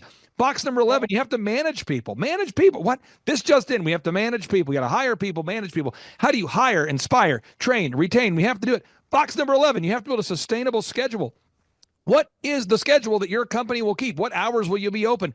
What kind of shifts do you have? What kind of org chart? Who's in charge? Who isn't? How do you deal with somebody that doesn't want to follow the systems? Because this just in, a customer will fire you if you won't fire your bad employees. In box number 12, you got to have a high standard with the A players, the B players. You got to coach up the B players to become A players. You got to coach those A players to become future leaders. You got to coach the C players out into another job or to the local bus station. You got to get them out of your life or they will ruin your business. And then box number 13, you got to make sure you're making money. It's not about how much money you make. It's about how much money you keep. Box number 14, you have to sit down every day and say, what does God want me to do? If every day is a gift, what does God want me to do? If every day is a gift from God, what does God want me to do with my faith, my family, my finances, my fitness, my friendship, my fun, my focused time? What does God want me to do with this day? That's all these things we have to think about there. And I'm telling you, folks, everything we're talking about on today's show, it wouldn't matter if Kolaw Fitness was not obsessed with wowing the customers. Charles Kolaw and Amber Kolaw are obsessed with helping you take your fitness to the next level. If you're out there today and you are in Joplin, Missouri, you're in Texas, you are in all the different markets they're in, go to kolawfitness.com. You can see the markets they're in. I'm telling you, these guys are obsessed with wowing customers. So I'll go to you, Amber, then I'll go to you, Charles. Everything we talked about doesn't work if you scam your customers. Everything we talked about doesn't matter if you don't wow your customers. Could you talk about why at the core, even though we're going over all this business stuff, all these details, at the end of the day, you guys at Kolaw Fitness have to wow the customers. Why is that so important, Amber? Well, I think for us, it's important because we love people, and everybody needs a belonging and worth, and they need to feel important, and they need to feel cared for. And like, that's our passion. We just love loving on people. That's what made Charles such a phenomenal trainer when that was the initial start of the whole company. It was just his desire to help people and his love for them. And that was the same reason, a million years ago that I did hair. So I think for us, that's just what we're passionate about. We're passionate about people feeling like they are loved and they have value. And if we can pass that on through all of our front desk staff, if we can open more locations and bring in that many more people in these communities to feel loved, excuse me, and also spread the gospel at the same time, let them know God loves you, And so that's really what drives our passion in the coaching and development, even of our staff. Now, Charles Cole, I got 2 final questions for you, and your wife can one-up you. So here we go, 2 final questions. Sure. Yes, There's sir. somebody Yes, sir. out there right now, they're thinking about coming to one of our in-person workshops. They know Tim Tebow's going to be there. They know Eric Trump will be there. They know that you might be there. But maybe if they haven't been to a workshop in the past, how would you describe the in-person 2-day interactive workshops? How would you describe them, sir? It's raw and real. I mean, if you really want to if you really, really, really want to build a company, not just get like if you go to school, you get a business degree, they would say Clay's program is, business without the BS. There's no bull crap. He tells you the proven system, real proven systems that have grown and scaled hundreds, if not thousands of companies, add millions, like we are millions of dollars more in revenue because of these systems that we've implemented. And we've been able to scale and not have to actually work in the business. We work on the business, just the business system. So we can live in Florida. We're definitely engaged with our staff that runs these locations, and they're great lieutenants. But we have the systems, we have the checklists, we've got the workflows, and we have the systems that we can hold people to. We've retained the right talent. We've got really people in the bullpen for every position, so they aren't held hostage to having to do that. But all that to say, it's funny. He's very, I mean, Clay's pretty much like a comedian. It's hilarious to listen to. If you're willing to be coachable, if you're willing to have a humble and coachable heart that's willing to grow, he'll show you proven processes. There's going to be a pathway that you can be successful. And if you're a diligent doer and you just do 1 or 2 action items every week with your coach, the whole thing is this, it's just being more of a marathoner than a sprinter when you're working with a coach. Just do your 2 or 3 action items, and that 2 or 3, if you times that by 52 weeks, that's 150. Next time, you got a way better website. You got a way better lead funnel. You got way better staff hired. You've got systems, checklists, workflows, all document created into mind-freeing templates, sales flows, training and development of staff, all that. So you got people in the bullpen for each position, and you're no longer being held hostage as an owner, and you've got a proven system. So that's Clay and his team. Well, so, I'll one up you. I will one up him this one time. Okay. Like there's truly nothing more exciting than to come to the conference. And we've been to almost every conference you've had for the last 7 to 8 years. And it is completely refreshing. I always get something new out of it. It's very practical. You're not sitting in this huge like ballroom with want speakers that you feel like are trying to sell you something and you're trying to stay awake. And that's not the case at all. It's kind of a circus with a whole lot of, there's a whole lot to take home. Even if you go to the conference and you decide, hey, this is not for me right now, or coaching is not for me, hands down, you will leave with practical business application items. Now, final question I have for you guys. Just like Koloff Fitness, I mean, you put your name right there on the brand, Koloff Fitness. You can't really go to thrivetimeshow.com without seeing my cranium. And so I take a lot of pride in what I do and wowing our customers. But for somebody out there, in particular, this guy today who's in the construction space, who's like, hey, what would coaching look like for me? Or is coaching for me? He's reaching out. Charles, what do you say? What kind of impact has the coaching that we've had with you guys over these past 7 or 8 years made on the impact or the success, or what kind of impact has the coaching made on KoloffFitness.com? Well, I'm going to say first off, personally, I've developed a great friendship with some really great people. And I thought that's been huge for me. So that's personally. And to know people that are in the same type of pressure that you have as running a company, running a business, to have people that are intelligent and they care as a friend, that is huge. That's the number one personally. And then professionally, to have a whole bullpen of a whole data set of lots of different industries, best practices, whether that's, generally it's either a sales issue, like you don't have enough sales, or then it's a staffing issue, you don't have the right staff, or whether it's a scaling it, how do I, build this into a franchisable prototype? It's all stuff that they've done over and over and over again. And to where you have like a cognitive dissonance, like a mental disease with understanding it, they don't. And when you have somebody that gives you peace because it is something they've done before, it's priceless. So, yeah. Yeah. Oh, I would say that, we're talking about it hasn't just affected us in our business, but it has affected us in our personal life too, because all of these things that you learn can be rolled over into your personal life. Yeah. So that's been huge. And like Charles was talking about, the connections that we've made with other business owners. Clay, you said at the very first conference we went to, your network is your net worth. Amen. And that is hands down.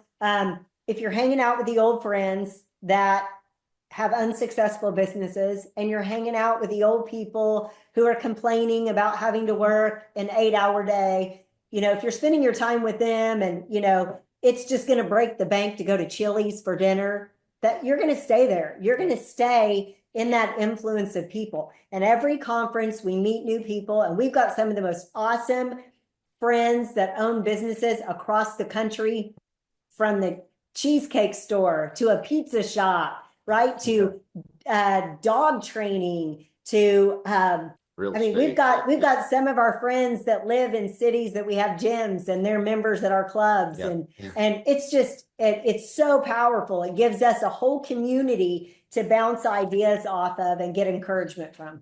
Charles, from an ROI perspective, if someone's going to look at it and go, return on investment, I pay you $1,700 a month.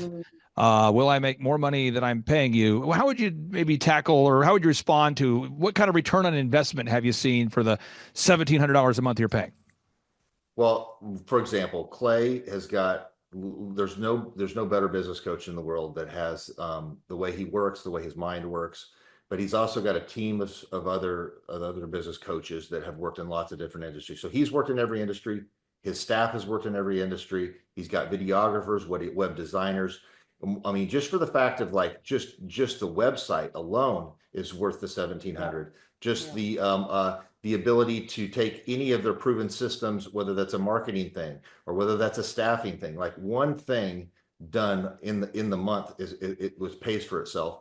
And then to understand this, there's a part of where, you know, some week you may be like, well, you know what, I'm not getting a whole lot out of this call. But the bottom line is, it's like when you read the Bible, there's times you're just reading it and then you're like, you know what, and then you read it that one time and it's like God really speaks to your heart. And the whole truth is, it's like, there's no way that you can get that kind of value for $1,700 to have a whole team of coaches, graphic designers, web developers, anybody that has that type of knowledge, you know, in your back pocket. And then and the whole thing is run your business with being somewhat conservative. Make sure you don't run it to the edge all the time. But by doing that, you have that skill set. You have those tools on your tool belt. And I just think it's just like the cost of doing business. Like just understand it. That's what I think there's sometimes the payment we make, I feel like, is peace of mind, even because there have been multiple times throughout the years that we will either be butting heads on something. We're super confused about something. We're fearful about something in the market's changed, and it's a quick call to Clay. And so that quick call to Clay, and he's outside the situation and he has other data points. I mean, we've had times that Clay, you got a quick response and you can tell us and direct us real quickly and we're right off the phone. And there's other times you'll go, I'll call you right back. And Clay will jump in and he'll call his other contacts and get back with us. Sometimes it takes longer, but there are times when you feel that way, when you're like, is this worth it? You know, I don't feel like we're doing much right now, or we're not growing. Inevitably something like that will come up, and like, that's our peace of mind. Like you're like a crucial team player, you know? Yeah. Well, you know, it's an honor to serve you guys, and for everybody's watching right now, I encourage you, if you're looking for a career. Now, if you're looking for a job, don't fill out the form, but if you're looking for a career, go to colawfitness.com, because if you live in Joplin, Missouri, Charles, Dallas, Texas, Bartlesville, Oklahoma, Amber, we live in Topeka, Kansas. If you're out there, Arlington, if you're out there, go to colawfitness.com if you're looking for a career and not just a job. Thank you, too, for carving out time with your busy schedule. And I'm so glad to have you here today. Thanks, awesome. Clay. Thank you, Clay. Awesome. Take care, guys. Bye-bye. Clay, my honor to be on your show. And thank you for all you do. I hear the ripple effects from you are good ripple effects. You know what I mean?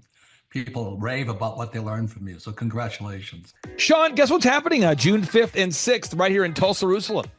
We are probably going to have an amazing business conference here at Tulsa, Jerusalem. Yes, we're joined by Tim Tebow. Tim Tebow is going to be joining us right here at the Thrivetime Show World Headquarters, June 5th and 6th. He's a very successful football player, obviously a Heisman Award winner, but he's also a very successful entrepreneur.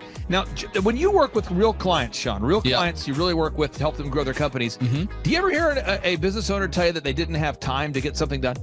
Every day. How often is not having enough time a problem for business owners? All the time. It's like maybe 90% of the issues as people are trying to grow their company. Well, Tim Tebow is going to come join us here at the in-person Thrivetime Show 2-day interactive business workshop, and he's going to teach us time management and his approach to personal self-discipline and getting things done. Also at the workshop, I'll put it up on the website so people can see it here. Also at the 2-day interactive workshop, Sean, we are going to be, there it is. We're going to be teaching accounting, systems creation, marketing, human resources, how to hire, inspire, train, and retain great people, accounting, social media advertising, search engine optimization. Sean, what's the area where most clients ask you for help the most? Is it generating leads? Is it hiring people? What's the biggest issue that most business owners have by default before they come to one of our workshops?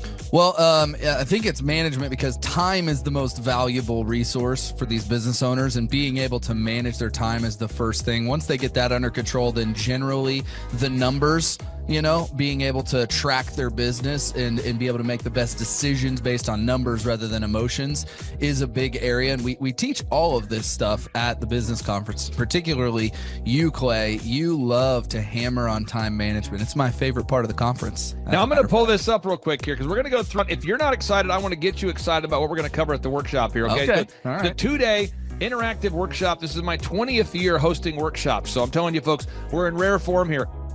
So one is the idea of establishing your revenue goals. I think most entrepreneurs don't know their revenue goals. Would you agree, or am I off my rocker? No, that's totally a very important point we do with every one of our new clients that come on board, is we have to establish the revenue goals. And generally speaking, we have a vague idea, but not an exact idea that can be engineered down into like the daily goals for sales. And so that's a really big one. Now, next is the break-even numbers. What kind of sales do you have to do to even break even? Yeah. Third is, how many hours per week do you want to work? What is your ideal schedule as an entrepreneur? Box number 4, how do you stand out in the clutter of commerce? What makes your company unique from all the different businesses? In a world of brown cows, herds of brown cows, proverbial brown cows, the analogy of brown cows, how can you be the purple cow that stands out? How can you be the squeaky wheel that gets the oil? Box number 5, branding. How do you improve the perception that people have of you, your business, your brand?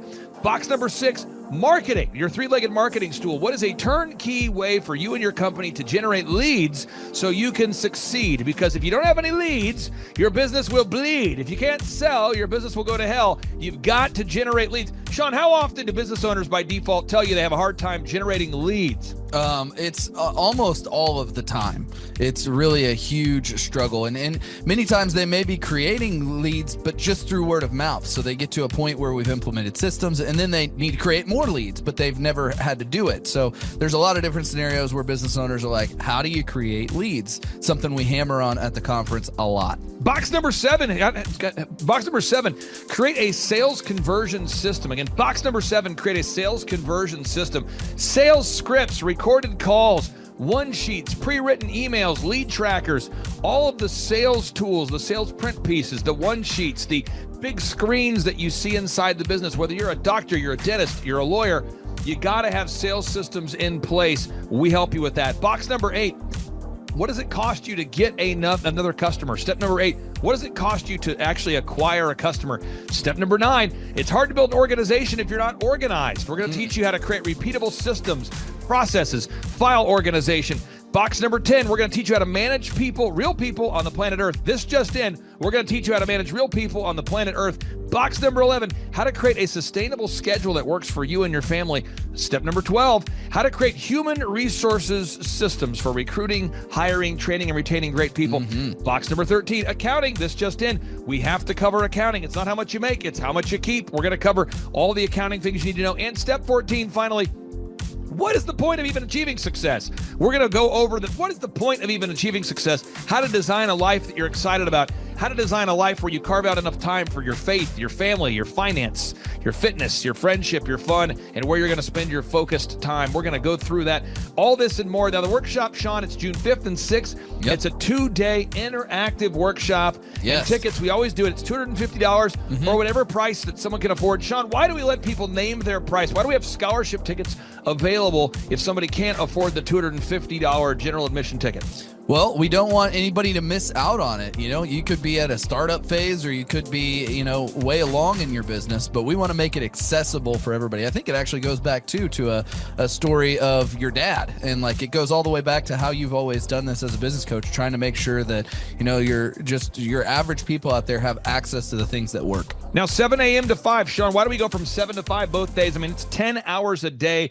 20 hours of training over 2 days. Why do we do 10 hours a day, Sean, of back-to-back workshops? We do a 30-minute teaching session. We do a 15-minute question and answer session, and then we take a break. 30 minutes of teaching, 15 minutes of question and answer, then we take a break. Why do we do that format, Sean? That format is so that we can keep people engaged and not just sitting there listening, but also getting involved. We really encourage people to ask questions, and that's really where the juiciness of the conference comes out, is you can put your personal situation and your questions on the board, and Clay will tee off and give you direct advice. Even without being in our coaching program, you can get direct coaching from Clay. It's really a very engaging format. I enjoy it a lot. Sean, final 60 seconds, pop quiz here. What date is the conference? June 5th and 6th, 2025, this year. Question number 2, who's our keynote speaker coming to the conference there, Sean? Tim Tebow is our keynote speaker. Sean, question number 3, how much does it cost to come to our in-person 2-day interactive business workshop right here in Tulsa, Oklahoma? I think it's, did you say it's $250 or whatever you can afford? That's right, $250 or whatever you can afford. Sean, how do you spell Eric Trump backwards? P-M-U-R-T-C-I-R-E.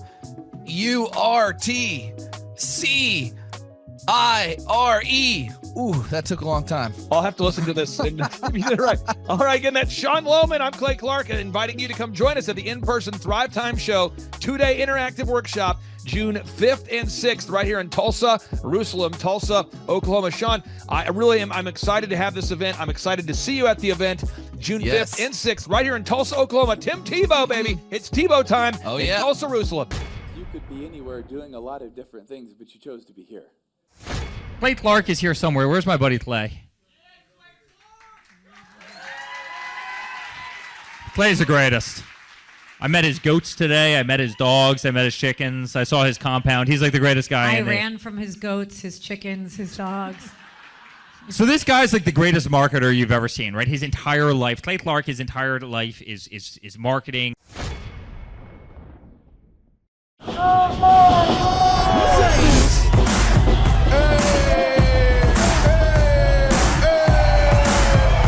Hey guys, Luke Erickson here with the Thrivetime Show.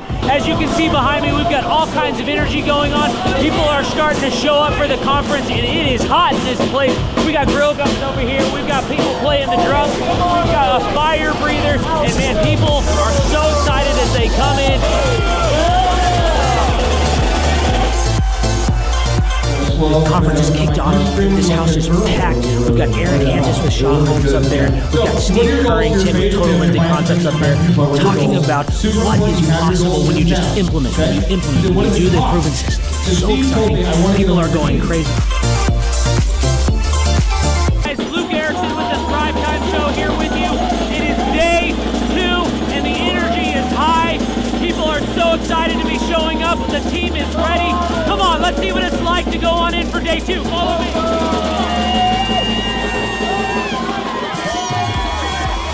I tell you what, people are so excited to be here for day 2. It is going to be incredible. Cannot wait to see what today has in store.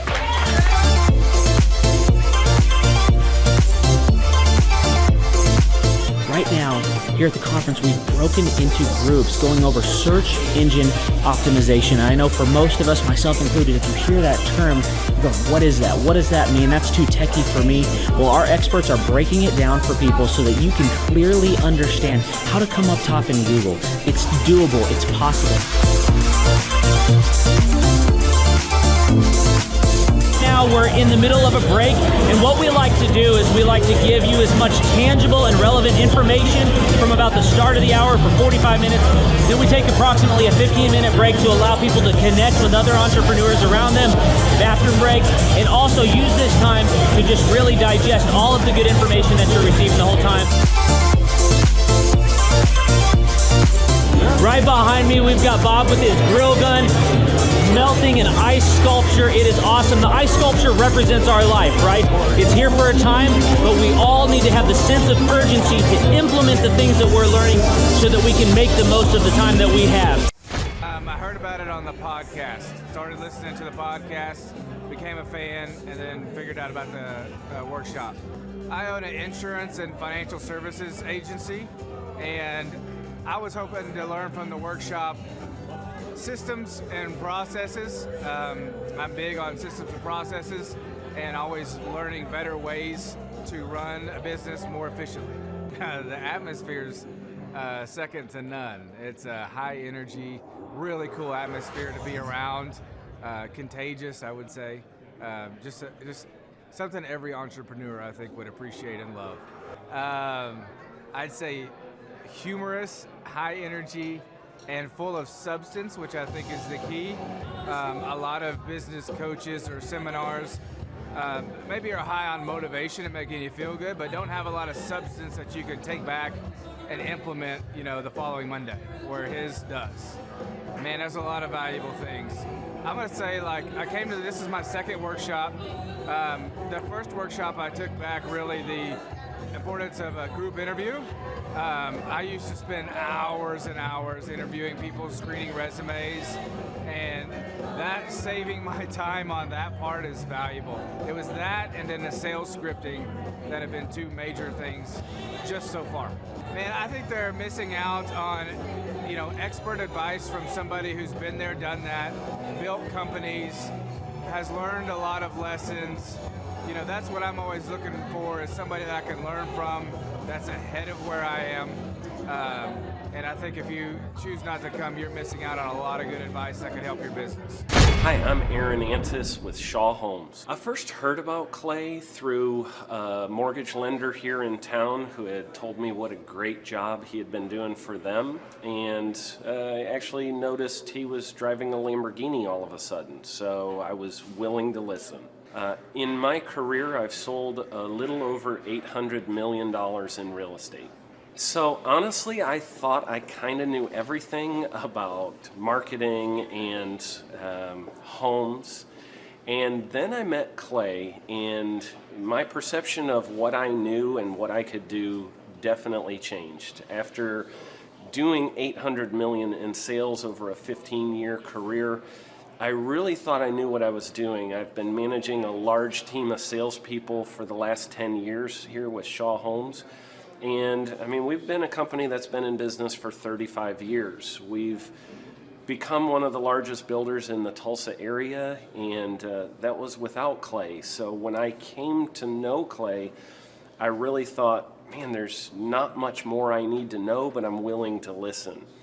The interesting thing is our internet leads from our website has actually, in a 4-month period of time, has gone from somewhere around 10 to 15 leads in a month to 180 internet leads in a month. Just from the few things that he's shown us how to implement that I honestly probably never would have come up with on my own. So I got a lot of good things to say about the system that Clay put in place with us, and it's just been an incredible experience. I am very glad that we met and had the opportunity to work with Clay. So the interaction with the team and with Clay on a weekly basis is honestly very enlightening. One of the things that I love about Clay's perspective on things is that he doesn't come from my industry. He's not somebody who's in the home building industry. I've listened to all the experts in my field. Our company has paid for me to go to seminars, international builder shows, all kinds of places where I've had the opportunity to learn from the experts in my industry. But the thing that I found working with Clay is that he comes from such a broad spectrum of working with so many different types of businesses that he has a perspective that's difficult for me to gain because I get so entrenched in what I do, I'm not paying attention to what other leading industry experts are doing. And Clay really brings that perspective for me. It is very valuable time every week when I get that hour with him. From my perspective, the reason that any business owner who's thinking about hooking up with Thrive needs to definitely consider it is because the results that we've gotten in a very short period of time are honestly monumental. It has really exceeded my wildest expectation of what he might be able to do. I came in skeptical because I'm very pragmatic, and as I've gone through the process over just a few months, I've realized it's probably one of the best moves we've ever made. I think a lot of people probably feel like they don't need a business or marketing consultant because they maybe are a little bit prideful and like to think they know everything.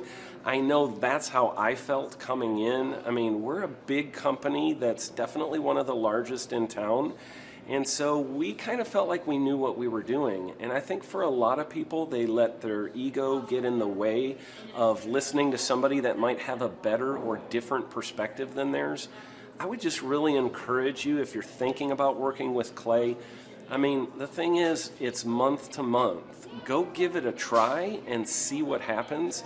I think in the 35-year history of Shaw Homes, this is probably the best thing that's happened to us. And I know if you give them a shot, I think you'll feel the same way. I know for me, the thing I would have missed out on if I didn't work with Clay is I would have missed out on literally an 1,800% increase in our internet leads, going from 10 a month to 180 a month. That would have been a huge financial decision to just decide not to give it a shot. I would absolutely recommend Clay Clark to anybody who's thinking about working with somebody in marketing. I would skip over anybody else you were thinking about, and I would go straight to Clay and his team. I guarantee you're not going to regret it because we sure haven't.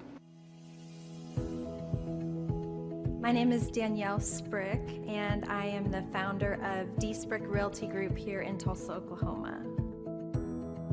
After being a stay-at-home mom for 12 years and my 3 kids started school and they were in school full-time, I was at a crossroads and trying to decide what do I want to do? My degree and my background is in education, but after being a mom and staying home and all of that, I just didn't have a passion for it like I once did. My husband suggested real estate. He's a home builder, so real estate and home building go hand in hand, and we just rolled with it. I love people, I love working with people, I love building relationships. But one thing that was really difficult for me was the business side of things, the processes and the advertising and marketing. I knew that I did not have what I needed to make that what it should be. So I reached out to Clay at that time, and he and his team have been extremely instrumental in helping us build our brand, help market our business, our agents, the homes that we represent. Everything that we do is a direct line from Clay and his team and all that they've done for us. We launched our brokerage, our real estate brokerage, 8 months ago. And in that time, we've gone from myself and one other agent to just this week, we signed on our 16th agent. We have been blessed with the fact that we right now have just over 10 million in pending transactions. 3 years ago, I never would have even imagined that I would be in this role that I'm in today, building a business, having 16 agents. But I have to give credit where credit's due. And Clay and his team and the business coaching that they've offered us has been huge. It's been instrumental in what we're doing. Don't ever limit your vision. When you dream big, big things happen. I started a business because I couldn't work for anyone else. I do things my way. I do what I think is in the best interest of the patient. I don't answer to insurance companies. I don't answer to large corporate organizations. I answer to my patient, and that's it. My thought when I opened my clinic was I can do this all myself. I don't need additional outside help in many ways. I went to medical school. I can figure this out. But it was a very, very steep learning curve. Within the first 6 months of opening my clinic, I had a $63,000 embezzlement. I lost multiple employees. Clay helped us weather the storm of some of the things that are just a lot of people experience, especially in the medical world. He was instrumental in helping with the specific written business plan. He's been instrumental in hiring good quality employees, using the processes that he outlines for getting in good talent, which is extremely difficult. He helped me in securing the business loans. He helped me with web development and search engine optimization. We've been able to really keep a steady stream of clients coming in because they found us on the web. With everything that I encountered, everything that I experienced, I quickly learned it is worth every penny to have someone in your team that can walk you through and even avoid some of the pitfalls that are almost invariable in starting your own business. I'm Dr. Chad Edwards, and I own Revolution Health and Wellness Clinic. Clay, my honor to be on your show, and thank you for all you do. I hear the ripple effects from you are good ripple effects. You know what I mean? People rave about what they learned from you, so congratulations. And we went from expecting maybe 250,000 this year to we're at 400,000. Hi, I'm Kelsey with K&D's Woodward Finishing. I'm business owner at 23. So I've been working this K&D's company for about 5 years now, and we started working with Thrive not too long ago. And we went from expecting maybe 250,000 this year to we're at 400,000. That's what we're going to hit or exceed. So we're pretty excited about that. It's been pretty much just listening to what they have to say. Their hiring process has just really been incredible as far as finding good quality help, and the just the accountability of meeting up with them weekly, and like such good insight, the resources that they have for specific business questions. It's all been really incredible. It's been a great experience, so I would recommend it to anybody. What I've seen from Clay and his group at Thrive is they'll give you a simple system, and it's the simple systems are the ones that people can wrap their brain around. They're the ones that people can work with on a day-to-day basis. Hi there, my name is Stephanie Pipkin. I am 24 years old and I own Black River Falls Cleaning Services. We opened in April of 2019 and it is now mid-June of 2020. So I wanted to talk today about the success and growth I have achieved by implementing the Proven Path with Clay Clark's team and my business coach Luke from Thrivetime. It has been insane to say the least. I started working with them in mid-February of this year, so we're about 4 months in of working together, and it has completely transformed my business in pretty much every facet. So I'm gonna check my notes here. So in 4 months, my leads have tripled. I was getting probably like 2 leads a week. Now I'm getting more in the like 10 to 15 leads a week. I have doubled my number of employees. I'm now hitting the highest revenue weeks in the history of the company, week to week it seems like. We went from about 6 appointments today as our highest in February to now 14 to 15 appointments a day. And hiring quality employees has become much simpler and less stressful by using their systems for hiring. I typically only get maybe 2 complaints a month, if that, and everybody shows up to work. I just have really high quality employees now, especially in something people typically consider a high turnover type of work, you know, cleaning houses, cleaning businesses. I have amazing employees now, and I get rid of the ones who are not so amazing and bring on new ones because of, you know, group interviews and interviewing every single week. It's just been great, and such I don't waste as much time on low quality candidates anymore. And your coach will hold you accountable. I mean, which I love. Again, the tough love is really great. You know, Luke's like a stern father figure, but he's also nice, but also stern when he needs to be when I'm being lazy and not doing the things that I know I need to do because I don't want to do them. So that's just great. Worth every penny. I mean, I'd pay him $1 million a month if I can, and maybe someday I'll be able to, but I would just say go for it. If it seems like a good fit, just go for it. Do what they say, even if you think it's stupid or ridiculous, just do what they say because it'll work. You know, people, when they look at my business, you know, people in my town, they think I'm lucky. They think I'm just, you know, things just happen for me. And, you know, maybe I am lucky, but It has a lot to do with hard work and, perseverance and, working till you cry sometimes. That's just being an entrepreneur, which if you're a business owner, you understand that. But it's having these systems in place of, of course I'm going to be successful. It's an absolute, because I have all this stuff in the background happening, and I have Luke and Clay and everybody on their team working really hard to make sure that I'm a success. And I can tell that they are just so excited every single week when I'm having all these wins and things like that. They're so excited for me. So it's the best thing ever, and I would suggest to anybody to work with them. So sorry for the long-winded reply, but I just had so much to say, and I could go on for hours probably about how amazing they are. But thank you to Clay and Luke and the entire team there, everything you guys have done for me, and I am so excited to continue to work with you for years to come. Thanks so much for watching. My saying is, if it's important to you, hire a coach. And I think that's one of the reasons people are not successful is they eat a cheeseburger instead of hiring a coach, you know what I mean? And so my coach pushes me. They're younger than me. They push harder. They're trained.